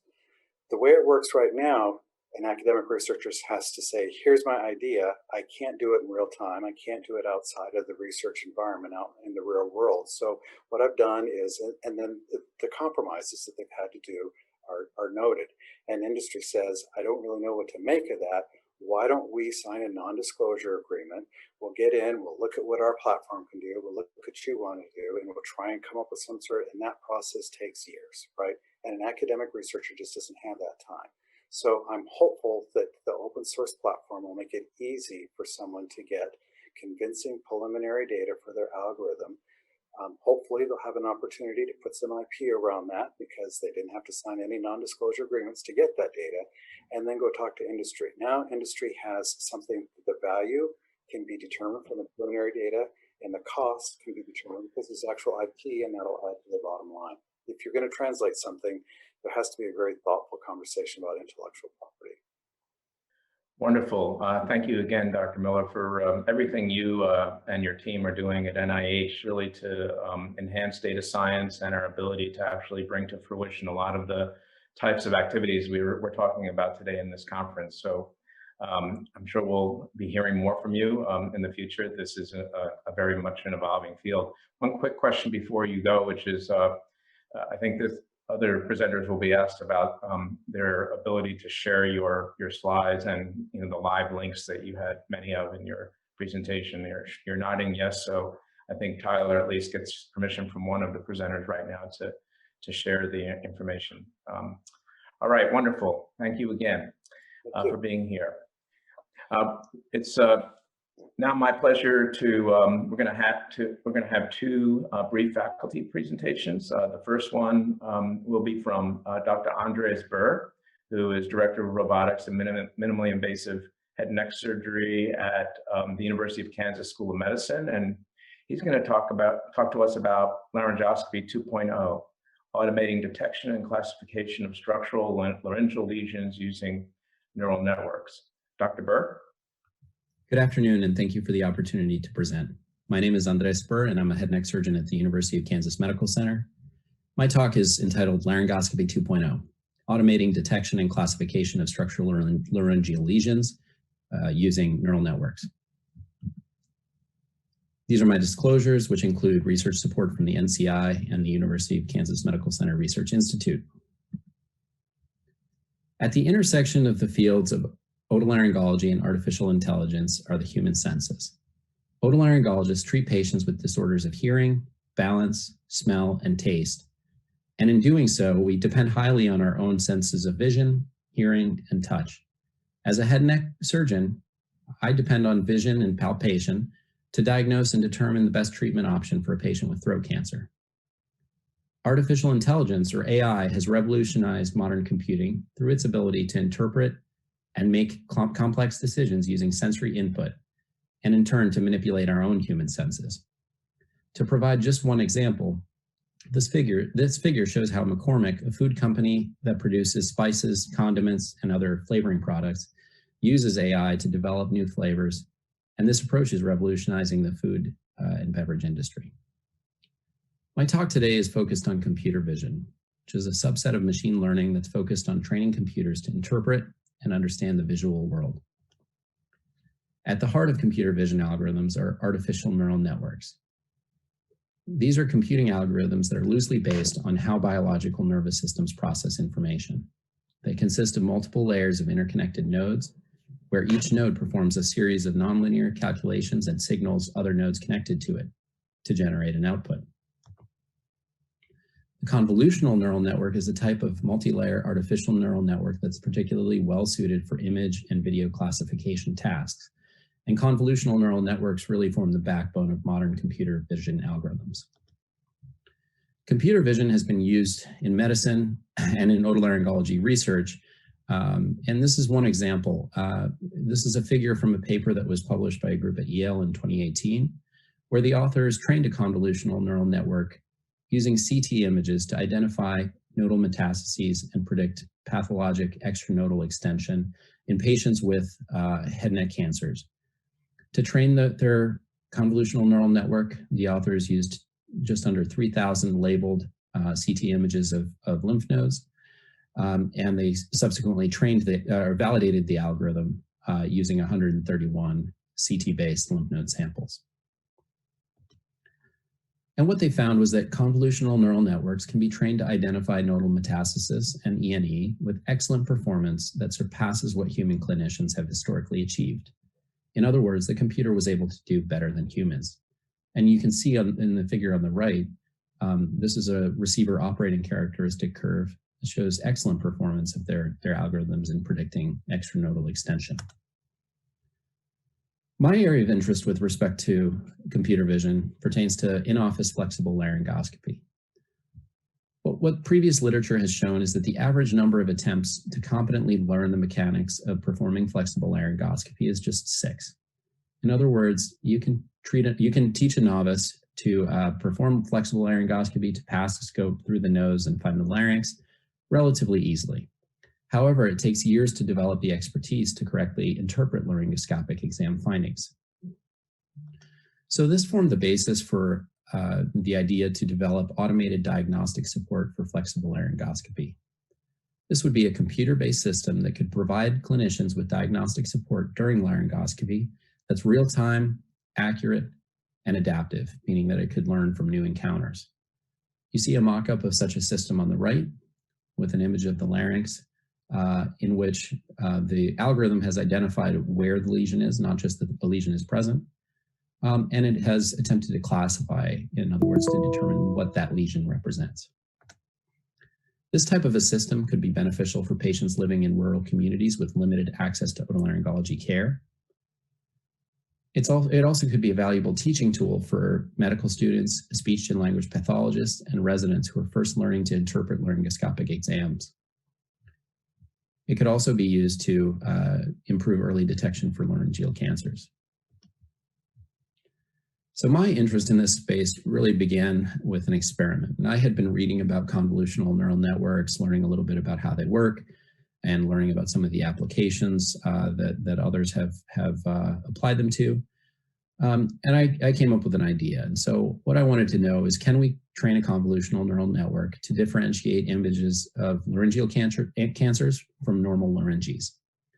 And so I started with a Google image search, and I downloaded a number of images of the larynx, both normal and cancers. And as you can see, I tried to set myself up for success by choosing the biggest cancers I could find. So next, I built a simple convolutional neural network, which I did in RStudio. And I trained the convolutional neural network to classify images as either normal or disease, normal or cancer. You can see in the chart on the right, this is the training sequence for this convolutional neural network. On the x-axis, you have epochs, or the number of iterations through which the convolutional neural network training goes through. And on the top, we have a loss function, which over these epochs descends towards 0, and an accuracy function, which increases toward 1, which is what you want to see when you're successfully training one of these networks. So how do we do with this little experiment? So these, again, are the 4 images that we held aside for our validation. We have two normal images and 2 cancers. And below that, you see the probabilities that the algorithm calculated that each of these images represents a normal larynx or a cancer. And you can see when you take the larger of the 2 values, the overall prediction was exactly right for each of these cases. Now, this is not groundbreaking. This is not something that's going to be used clinically, because you're rarely, as a clinician, in this scenario where you're trying to differentiate somebody with a completely normal larynx and a huge larynx cancer. But this was interesting and led to some other ideas and questions. So next, what we tried to do is to train a convolutional neural network to not just detect lesions, but to also try to classify them. So the next step was to try to classify laryngeal lesions as normal, likely benign, or suspicious for malignancy. And you see an example of each in the figures below. In order to accomplish this, we started with 180 digital stroboscopic videos that were obtained in our clinic. And we randomly assigned these videos to a training set and a validation set, with 80% of the videos going into the training set, 20% being held aside for validation. For the training videos, we extracted still images and pre-processed them to make them compatible with our learning algorithm. We then applied what's called image augmentation, which is an approach to dealing with limited data that I'll talk about in just a moment. After image augmentation, we had nearly 52,000 training images that we used to train a neural network. For the validation videos, we extracted still images and similarly pre-processed them to generate 36 validation images, which we held aside for testing our convolutional neural network. So image augmentation is an approach to, as I said, dealing with limited data. So you can see we take one source image and we can generate many images from that through random rotations, by flipping or inverting the image, by changing contrast, hue, by blurring the image. This approach increased the robustness of the convolutional neural network to variations that occur in images in real world data. The other approach we used was what's called transfer learning. So instead of training a neural network from scratch, we started with an algorithm that was trained for a different task using different data. In this case, we used a neural network that had been trained using the ImageNet data, which is a large online repository of millions of images. We then retrained part of the algorithm for a new task using this new data. In other words, trying to identify and classify laryngeal lesions. And what this does is it transfers some of the knowledge, transfers the learning from that original convolutional neural network to the new purpose, to the purpose of trying to analyze images of the larynx. So how did we do? With respect to detection, in other words, is a lesion present or not? This is a binary problem. So there, if you were to randomly guess, overall, you'd expect to get about 50%. You'd expect to be right about 50% of the time. And what we found is that we were successfully able to detect whether a lesion was present in 30 out of 36, or about 83% of images. With respect to classification, this is a 3-class problem. Now we're trying to look at whether you're looking at a normal larynx. Is this a benign lesion, or is this a lesion that's suspicious for malignancy? And again, if you're going to randomly guess, you'd expect to be right in this situation about 33% of the time. Our algorithm was able to correctly classify images in 26 out of 36 images for an overall classification accuracy of 72%. So it's not bad. But there are a number of reasons why this isn't quite ready for prime time. So first off, the algorithm really doesn't identify where the lesion is. It only tells you whether a lesion is present or absent, that's detection, and whether that lesion is more likely to be benign or malignant. That's the classification part. We used a small data set from a limited number of patients, and the images that we included were carefully selected. In other words, these were images in which the structures of interest and lesions were clearly visible. This algorithm isn't ready for real-world data, and that's because variations in lighting and scope position and normal physiologic movement of the pharynx and larynx can have a major impact on what you see during flexible laryngoscopy and therefore how the computer vision algorithm would respond. Another limitation is that this really isn't well suited for small lesions. So this is demonstrated in the image on the left, on the right. You can see a small leukoplakia, and I've created a bounding box around that to show the confines of that lesion. With respect to classification, when you think about this image, only the pixels within that bounding box really have any information that's pertinent to classifying this lesion as a leukoplakia. All of the other pixels in the image outside of that bounding box really have no input or no value in trying to determine what this lesion is. And so you can imagine the smaller that lesion gets, the smaller the bounding box gets, the less data is available for classification. So then we moved on to putting together a multidisciplinary team that included Shannon Kraft, one of my partners who's a laryngologist, Hannah Kavukchin, one of our residents, as well as Dr. Guanghui Guang, who is an electrical engineer and computer vision expert, and Devin Kostler, who is a biostatistician and data scientist. And what we did is we developed a more sophisticated approach that involves multiple convolutional neural networks that achieve different goals of both detecting and classifying lesions, but also trying to localize them. And that localization branch then interacts with the classification component in order to really focus the algorithm on the area of interest, on where the lesion is. And this is a figure from a proposal that we submitted and recently was funded by the National Cancer Institute. So in conclusion, computer vision has great potential to improve healthcare and augment the abilities of human clinicians. Convolutional neural networks can be used to support clinicians by automating interpretation of laryngoscopy, and much work remains to develop algorithms that is ready for prime time, that are ready to be used by clinicians to directly help patients with laryngeal disorders. And thank you for your time and for the opportunity to present. Thank you, Dr. Burr. Really fascinating science and image analysis. We have time for a couple of questions. Maybe I'll start and just remind us about how you establish ground truth with the laryngeal lesions. Are all the lesions biopsied and verified pathologically, or what? Can you hear me now? Yeah, that's perfect. Thank you. Sorry, just having some technical difficulties with multiple monitors here. So to answer your question, it's a great question. So it was, we took a combination of approaches. So our preference was obviously that we have a pathologic diagnosis in order to come up with ground truth for each of these videos and images.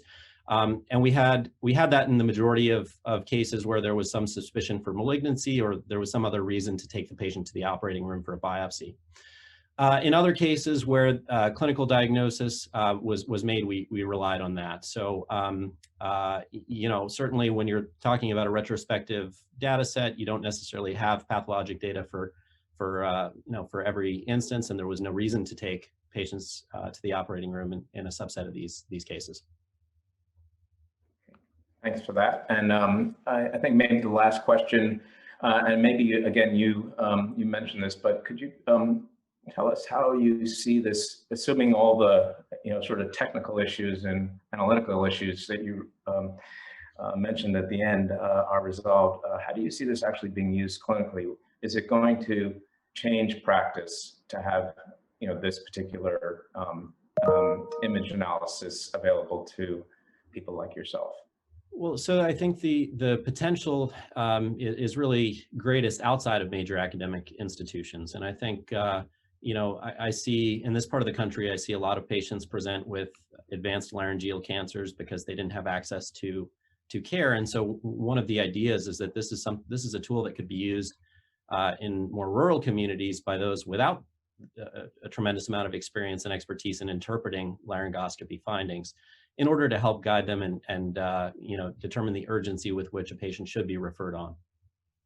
Right, so having a very high negative predictive value would be really important, so that the ones that you can't rule out, you send on to people like yourself for further evaluation. Exactly. Okay, wonderful.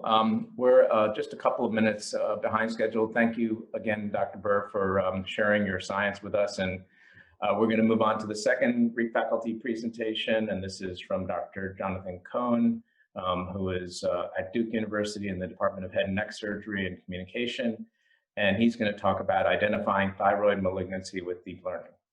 Dr. Cohen, maybe Dr. Cohen, maybe since we're almost getting close to the end of the time that would have been allotted, would you like to maybe just provide a brief summary of? Fine. So first of all, hi, I'm Jonathan Cohen, Yoni Cohen. I finished a 4-year fellowship in Duke, clinical fellowship in head and neck, and during that time, I also had the privilege of starting this project that hopefully you'll be able to see the video later on today or sometime. But when you watch the video, I hope you do, this might make a little more sense. But essentially, the clinical problem, the way we framed it, is that about 60% of the operations we perform, thyroidectomies or hemithyroids, are unnecessary. Unnecessary meaning that the answer, the pathologist gives us the answer that it's benign. And if we knew that up front, obviously we wouldn't operate on them.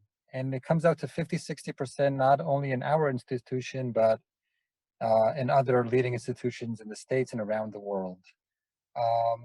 That's a huge number. Unnecessary surgeries, money, anxiety, costs, complications. And we got to think that perhaps we can minimize or reduce the number by looking at the FNA slides, where most of the uncertainty lies. And we said, what if in this FNA slide lies more information than meets the eye? And that's where machine learning came into mind. And starting this collaboration between our department and Duke, together with electrical engineering and the mathematics department, we started working on this algorithm, which essentially, again, this is the abbreviated version of the abbreviated version, but essentially what it does, it takes the FNA slide, which we scanned, we digitized, and it tries to make a prediction of malignancy. It's quite simple. You put in a slide and you get a prediction of malignancy. Now, the algorithm has two parts to it. The first part is it identifies the regions of interest, which is a very small fraction of the slide. Most of the slide is unuseful information, blood, and only a small fraction. So the first slide, the first algorithm detects the regions of interest, and the second algorithm picks the 100 top regions of interest and makes a prediction of malignancy. We had a test set of 300 patients, all randomly selected. and patients or slides that the algorithm wasn't trained on. So it was blinded completely. And we actually had two test sets like that. And the test set was also graded by 3 separate pathologists, all expert pathologists, who blindedly gave a Bethesda scores to all the 300 slides. So we had a comparison. And when you look at the graphs, hopefully, you'll see that the algorithm was at the level or even outperformed all 3 of the pathologists, which was very interesting and very good news for us. And the second thing that we did, we used a combined prediction, meaning not only the algorithm on its own, but what would happen if we combined both the algorithm on top of what the pathologist said, and that even enhanced our results, as you hopefully will see in the graphs.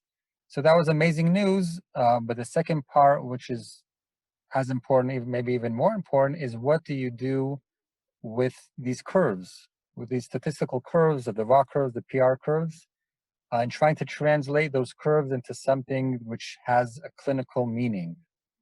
Are my slides up yet, by the way, or not yet? Probably not. Okay, in any case, so again, to make, I'm not sure how many people are following me just, without the slides, so I'm gonna try to keep it, cut to the chase. So the 2 applications, clinical applications that we currently have, one of them is a screening tool for the pathologists, meaning the algorithm is able to classify with a high accuracy the slides which are either benign for sure or malignant for sure. That way, it classifies 60% of the slides as benign or malignant, meaning those slides the pathologist doesn't even have to look at because they're classified correctly, meaning the pathologist only has to look at 40% of the slides, saving him a lot of time. So that's one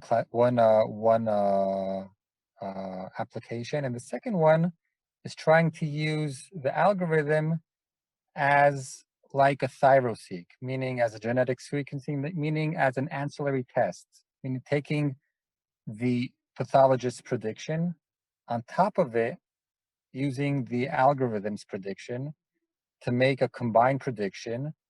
And doing that, we were able to shift about 30% of the slides from the indeterminate group to the determinate group, saving about 25–30% of the unnecessary surgeries.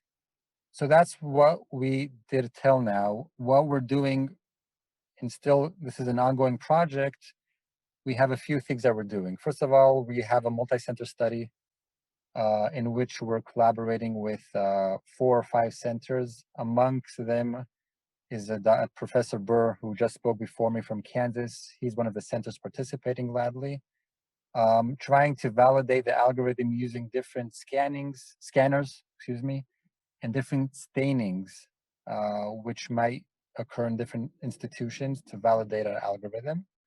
So that's going. We have a pathologist tool, a software which we developed, doing exactly what I said, picking the ROIs and trying to screen the slides to save the pathologist a very valuable time. And a little down the road, even though I already submitted a grant, is using this algorithm, which is web-based, for telepathology, making this technology accessible to places, not in the States, but third world countries, who are able to perform an FNA, but don't have the cytologist expertise to make the diagnosis.